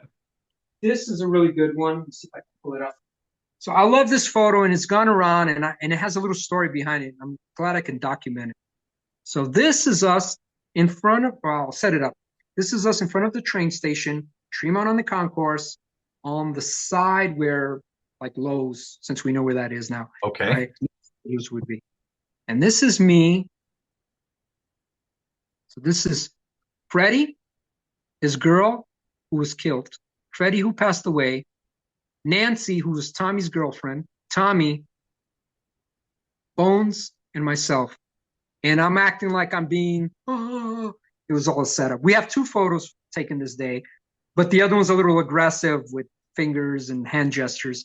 Yeah. So I love this photo. It's black and white. My friend Beck took this photo. I met Beck through all these guys. Until today, till I left New York, and even today, we still keep in touch. One of my best friends of all time. And so, black and white, classic photo. Wow. Taken in Tremont on the Concourse many years ago. And me and Nancy are the last two alive on here. And so, no, just kidding. So, wow, that's incredible. That's a great pick. Sometimes I see it on Facebook and things, and I'm like, let's explain it. There was one of my best buddies at that time, and I wouldn't be the man I am today without them. Man. It's awesome. And wow. So that was the Wasted. So the Wasted played a bunch of shows. I mean, we were not by far the best band. You know, where, for instance, like Goatamentise, like Barry had a plan and a goal, and he tried, and like he mentions in the video, he said he wasn't a band whore. He knew what he wanted, right? And and in my bands, it was like sometimes that was me, but it's hard when not everyone bends or Jess, you know, and it was hard. It was hard to get a lot of things done and having the CDs printed and all that. The vocals on the CD aren't the best. I mean, if I could go back, obviously we can all change things. And then that band breaks up about 97, 98. I hadn't had a vacation in like 4 years, and I went out for a minute, for a few weeks. And when I came back, I got a call from Misfit, going back to Misfit. And he was like, hey, check this out. He was like, where you been? And I was like, man, I went away. I hadn't had a vacation in ages, man, because I was just working so much. And in playing and just working and writing. And so he starts playing me these songs over the phone. And I'm like, this is amazing. And so he had, this whole time, he had been preparing stuff since the Black Thorn, which going back, the Black Thorn was probably our last show.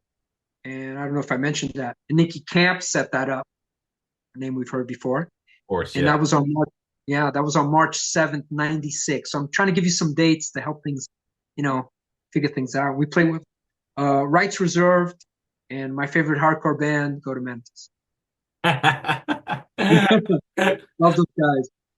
And one time we were in a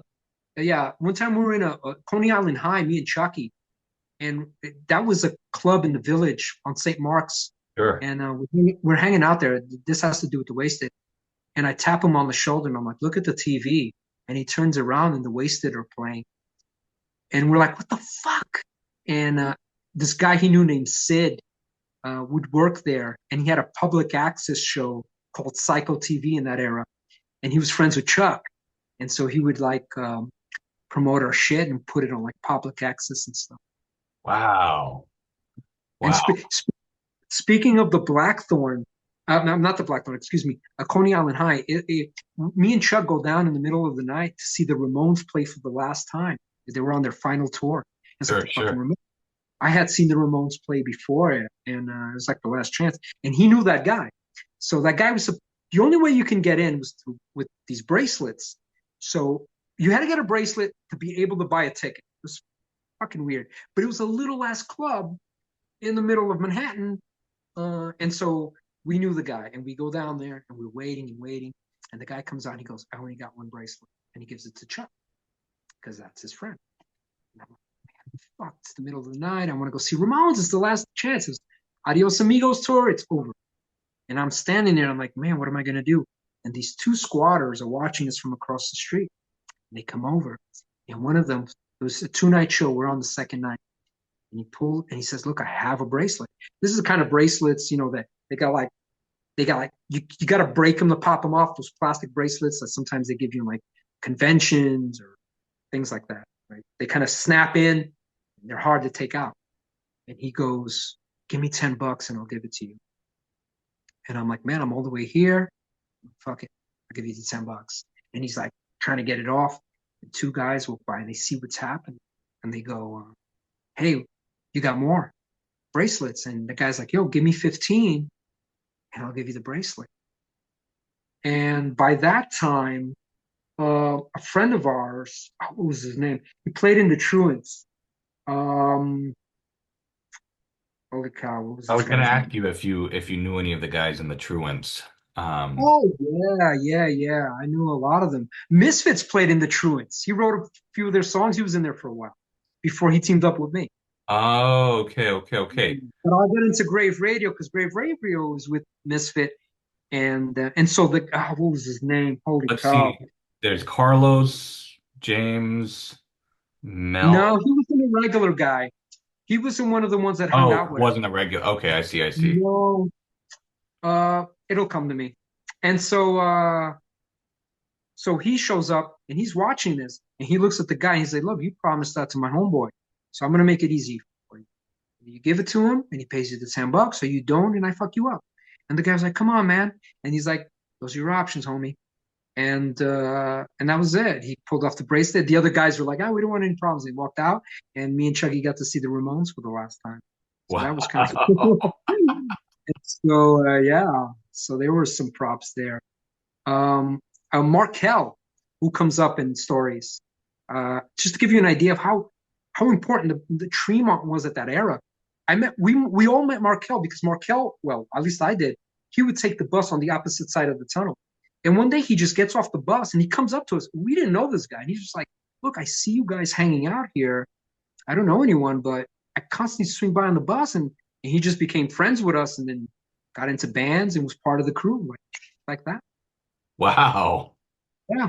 And a quick Markel story. He was hanging out with us once, and it was so cold, those New York cold days.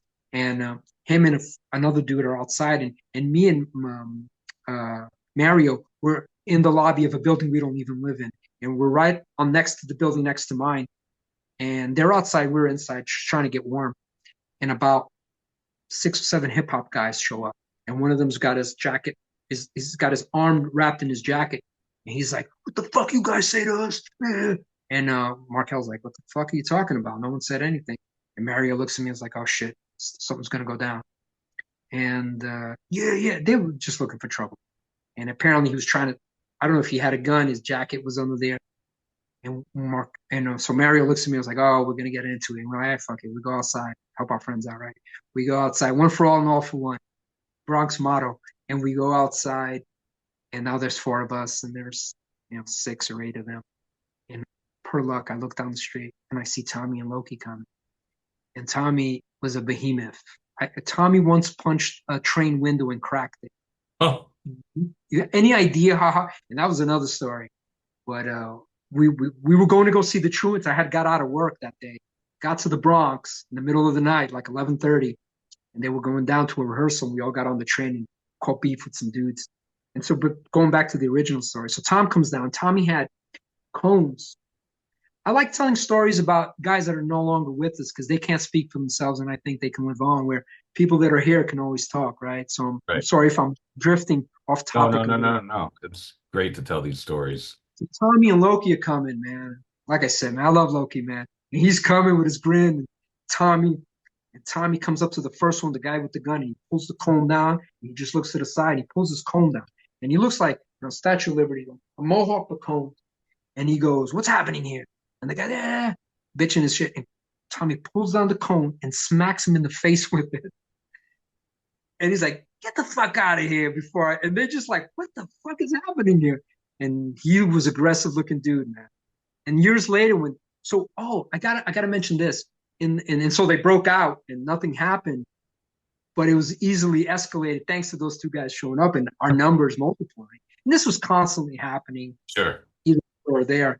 But in the mid '90s, all the punk guys got together. I'm glad I remember this, and they moved to Colorado, and that was, Oh, yeah, they just started going out to Colorado. So a lot of them moved out to Colorado, and that's how I lost Tom. And whenever Tommy would come in, by that time Bones had passed away. Mario stood behind, but a lot of those guys moved to Colorado, and by that time, yeah. And so what, in my opinion, what kind of broke up some of the groups were eventually everything dies, right? But as you get older, people start having families, and nobody's a high school kid anymore. And if you're going to spend time, you spend it with your band. So I ended up spending more time with like Jess and Adam or Frankie or people where, for instance, Barry and Martin built more of and those guys, and Rendon, another swell dude, and all those sure. guys, you know, and we all went to school together, and it just makes sense. Now, when we still saw each other, or if they played and we would go to each other's shows, it was still, always awesome. But, life goes on, right?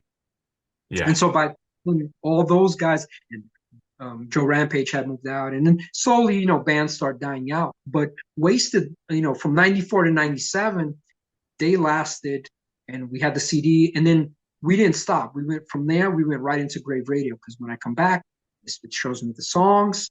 We start doing Grave Radio. We recorded that, but we never. And here's a Grave Radio pic. So I don't know how well you can see that, but Oh, that's wow. Frankie ends up in Grave Radio later on.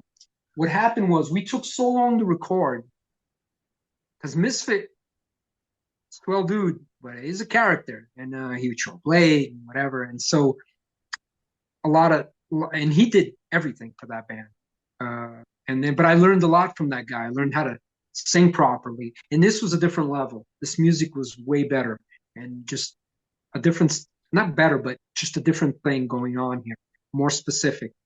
And so then that was there for a while, so we were in Grave Radio from like '97 into the later '90s. But we kept on, and then after Grave Radio, which there's songs on YouTube which I've shown you, and someone put them on, and the guy who put those on there, I believe, was the original guy that tried out for the Wasted early on, which was his cousin.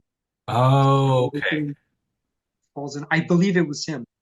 And then later on, we have where did I put it? We have this. Let me just make sure I'm not missing anything. I think I got pretty much everything. So we got we were supposed to play on going back to the Wasted, September 1996 with Sick of It All Oh, okay. on the bill. I They see. needed one more band, and the Rejects got invited, and here we are. And what happened that I was at both those shows, those skate shows at I'm a Moon Wally, 61st. right? Yeah, yeah, I was on both of those. One of them, me and Jesse got so drunk, man. We skipped breakfast because by that time Jesse was living with me, and we were drinking we called it crack juice. It was like some fucking Cisco. That was it. And and and I remember Jesse falling asleep, and we were just putting trash on him until he woke up, like Frankenstein. But those shows were great. The problem with that show, we were on the bill. We're sick of it all. Finally, I get to play with a major band, and everything got delayed, and there was no light, so it was going to be dark. So it makes sense. You cut out the first bands. It just sucks that it happened that way. For Fahrenheit 451 also played that day, and was on the bill, and so that's something I wanted to mention. Absolutely. Um, I remember one time thinking of things. Now we went to see Sepultura, me, Barry, and a bunch of guys, and we met the drummer, and they got me like, hey, the drummer's here. We talk Portuguese because they're Brazilian, the same language. Yeah, I don't know sure. what the I don't know what to tell this guy. So we're just like having this basic conversation. But that was another good day, and he signed our shit, and it was me and a bunch of the old school high school guys. Um, yeah. So then we were in the Wasted. We'd go to Yonkers a lot, me and Chucky at that time. And Chucky got me, we would go to this record shop. And one day there was like a Misfits record. We go see punk bands. It was Bronx bands, whatever, local bands. And he was like, yo, buy the record. It was a Misfits record. And it was a white vinyl, Die Die My Darling. It was 500 in print. It's like $50. The guy was like, give me 35.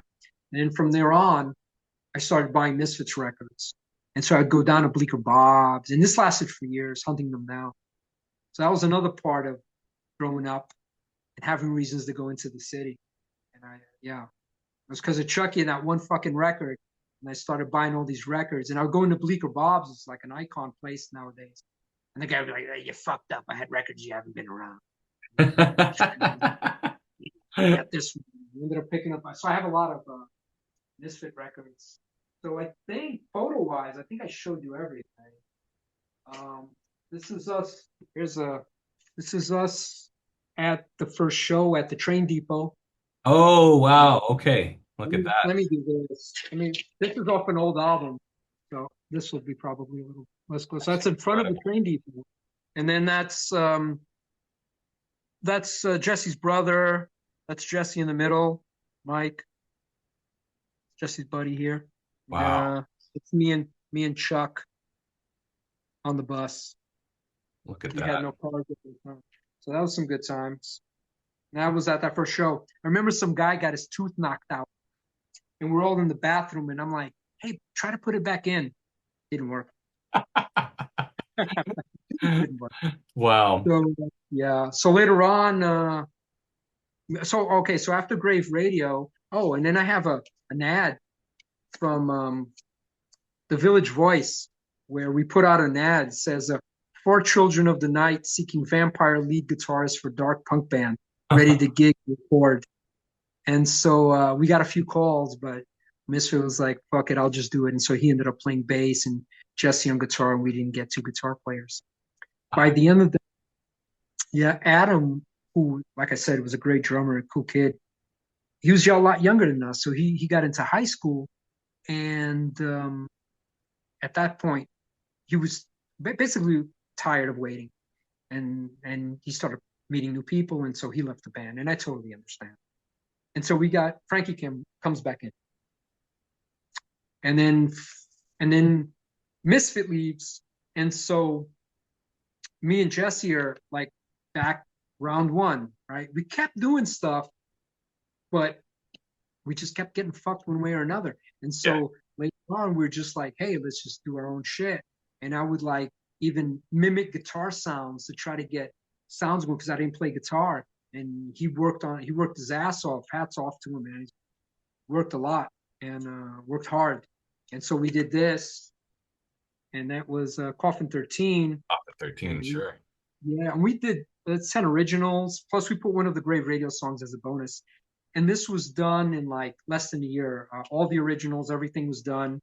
And Al, which was the creator guy T-shirt that I met in Spanish school years before, shows up out of nowhere. I hadn't seen him in a few years, and from there on, he stuck around. And that's him. And Frankie came back on. Now, Frankie mentions this in his video that he was on here, but I got to give some props to my boy Frankie, who did the bass tracks for a few songs. And let me see if I get this right. And he did the music for one of them. So he wrote the music for one. Oh, really? Okay. So, yeah. Track 11, yeah. Track 6 by Frankie. So I gotta, and he did the bass for a bunch of them, and then Al did the bass for the rest. And by the end of this, a bunch of years had gone by, and I think me and Jess were just like a little burned out of New York and just everything. I was planning to kind of move away, and I was like, where do I go? So do I go to Colorado where my punk friends are at? Do I go to Europe where my family's at? I have friends in New Hampshire, and I was like, just to get away from the norm. I mean, I'm 75 and we're in 2000 something. It's a lot of New York going on in there. There's a lot of living, and so I was going back and forth from Europe and New York, and then Chucky just picked. Not Chucky. Jesse just picked up and moved to Connecticut. And then I wished him the best, and it was good times. And he's out there playing with a band called Cry Havoc and having success, and that's all that matters. But it was a time. And then I ended up going to Europe, and then I came back for 2 years. I worked in the Chrysler building, and I just partied and hung out with other people for about 2 years. And then I moved back here, and I've been in Portugal ever since. Wow. Wow. Now, I'm curious to know a little bit about, um after the Wasted with both your bands after that, Grave Radio and Coffin 13, how were those bands received, I guess, among Bronx audiences? Um, It was like this. Little was played with Grave Radio because it was mostly recording and people coming to see us I at see. the actual studios and things like that. Concerts we never got to play. The idea was to, when Misfit called me, he had like 20 something originals, and him and I would meet up at my house with that shitty PV amp that I had and a radio and like a Casio he found in the garbage. We would make songs on cassette. Like we would play the drums, record them, and then we didn't have anything, right? So there were no computer programs, and we would flip the tapes and I'll do the bass, and then flip the tapes and I'll do the guitar, and then back up, and just to get a song down, just for us. So it would take like 6, 8 hours just to get something down. And so in those days, it was a lot of time, and so it took so much time, and we wanted it to be perfect. I think that was a band that could have I made it see. easily. It had good sound and it had, but it was just it was like pulling teeth. I'm everywhere trying to get these people together, and it was just frustrating and hard at the time.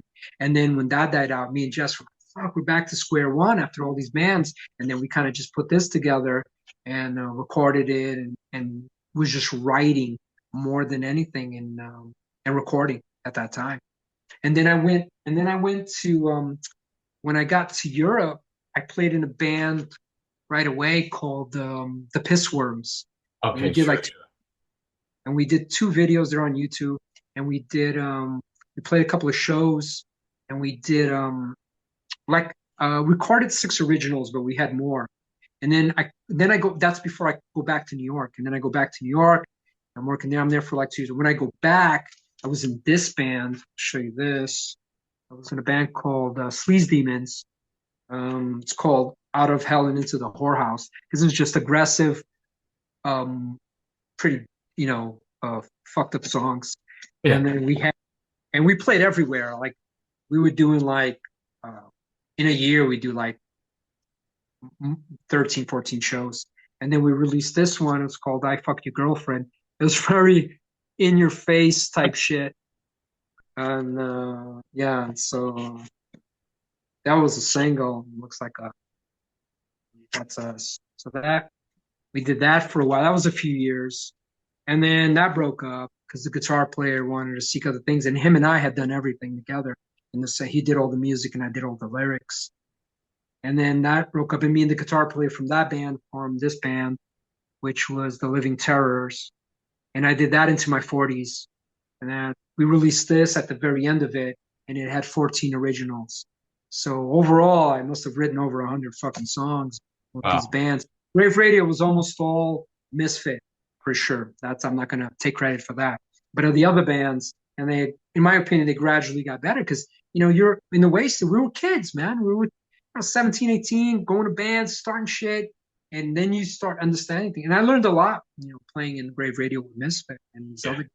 These other guys. And, the guitar players got better and everyone could just get better with time. That's just part of the way it works. Wow. Wow. Yeah. Now, you mentioned a lot of the other Bronx bands that you're Yeah. playing with. I mean, Goatamentise, of course, Rights Reserved. Was wondering if there are other bands that you remember in the scene that you want to mention at this point, or any stories that you might have with other bands. I mentioned this when we played the church thing. We played with Awkward Thought, and everybody gets hurt.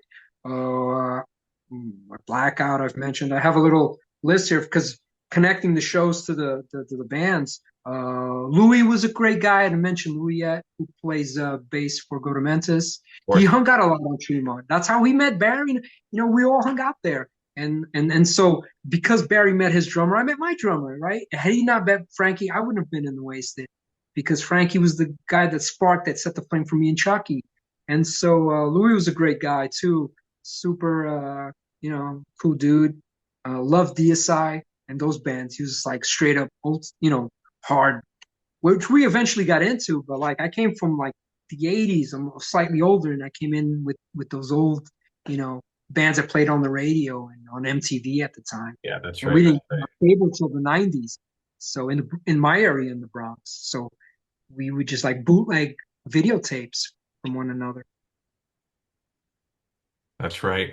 Um, Now, what about other venues that you might not have mentioned that were in the Bronx? I mean, now, all of them just Mm, were around for, a couple years here, a couple years there, but you mentioned the Black Thorn, Yeah, the Depot. I yeah, mean, there's the one-off shows on Bailey and the Chippewa Club and the church, yeah. St. Paul's. What are some other venues, if there are any Wow. other?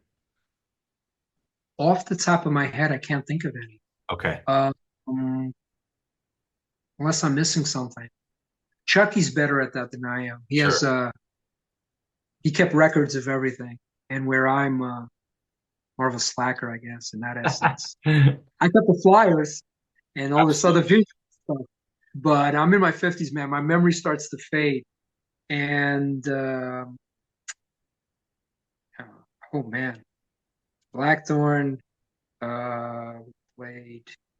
There wasn't that many shows, that many places in the No, not at wasted all. wise. We played mostly in the Bronx and Yonkers.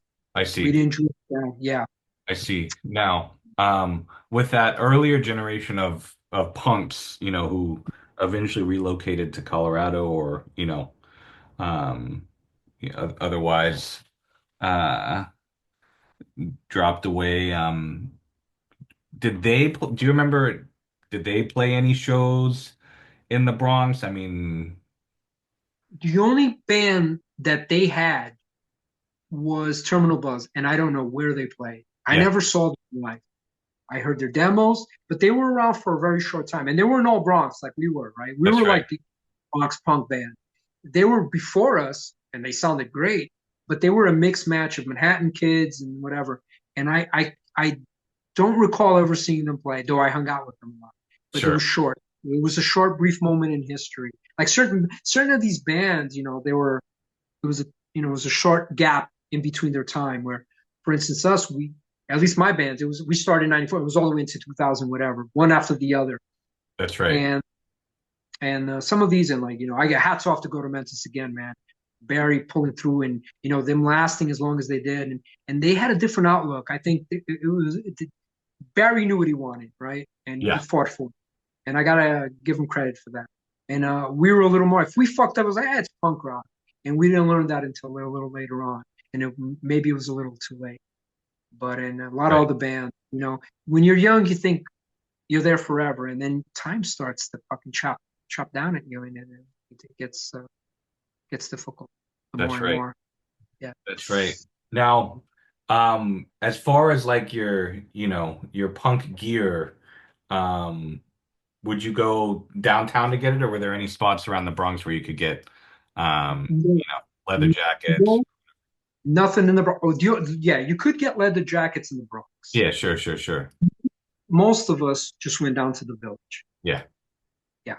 And then there was a place in Jersey I went with Chuck, which was like sure. straight up punk, skinhead, boy type stuff. But it was in St. Mark's for the most part that you would get everything there. They had, or on, Broadway going up from like Fourth and up, and you would get leather jack, MC Jack, and you found everything down there. Because that's, the community out there at that time was big. Like when I would go down with Tommy, it was punks everywhere, and they were his friends, and so I would meet these people. And I was just like a young buck, just trying like, what the fuck? This is a whole new world for me. And Yeah. eventually, I graduated into it. And but yeah, for sure. So Um, down.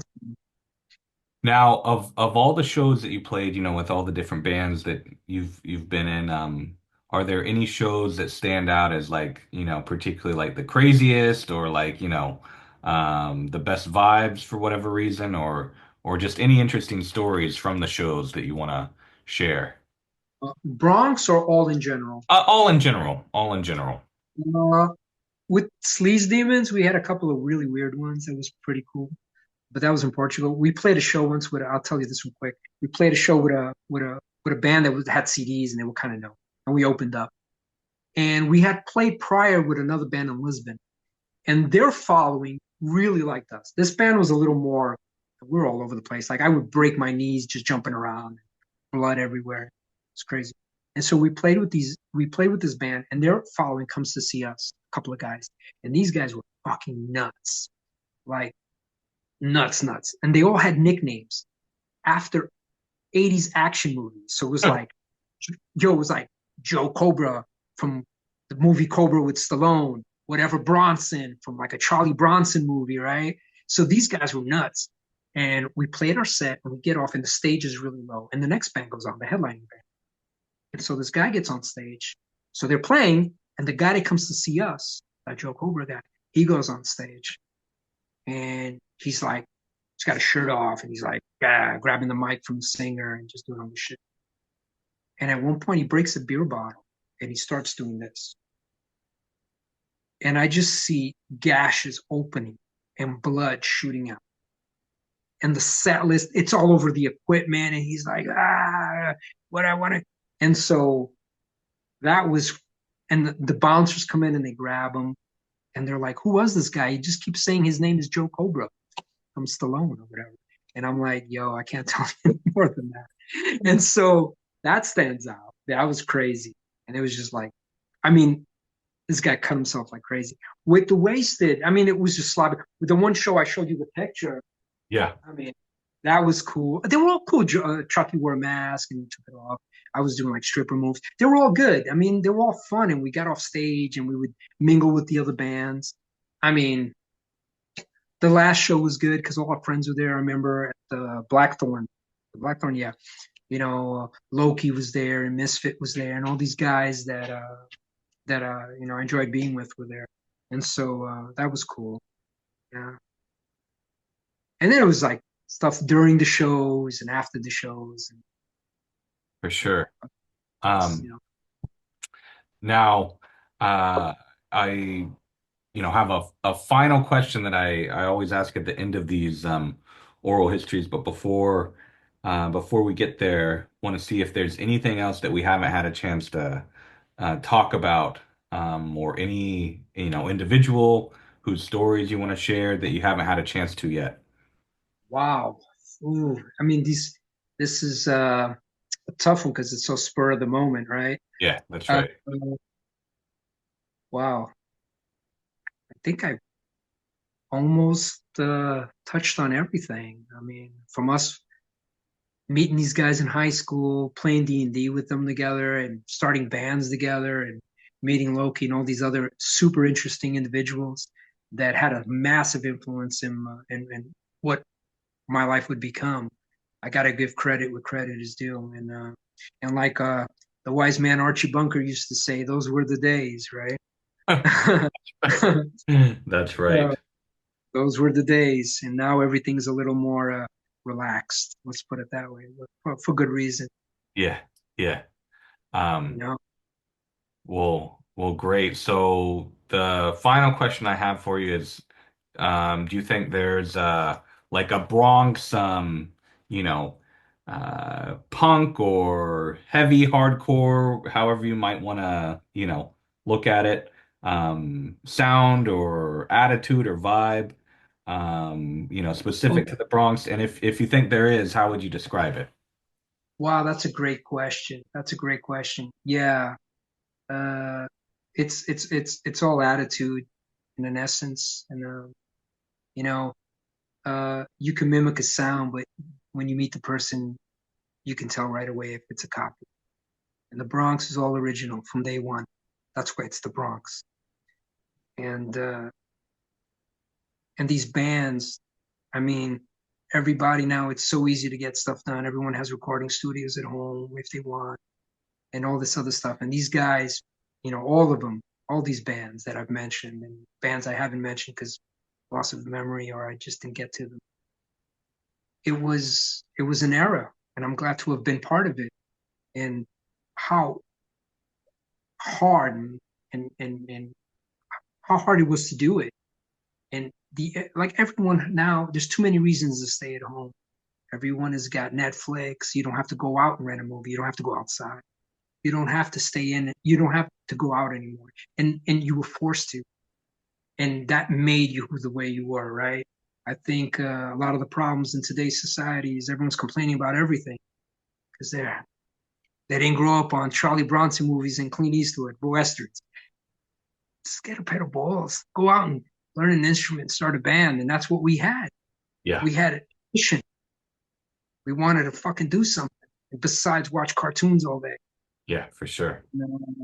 And so I think we lose a lot of the masters because it's so easy to get lost on Facebook, on some other, on computer, on anything right now.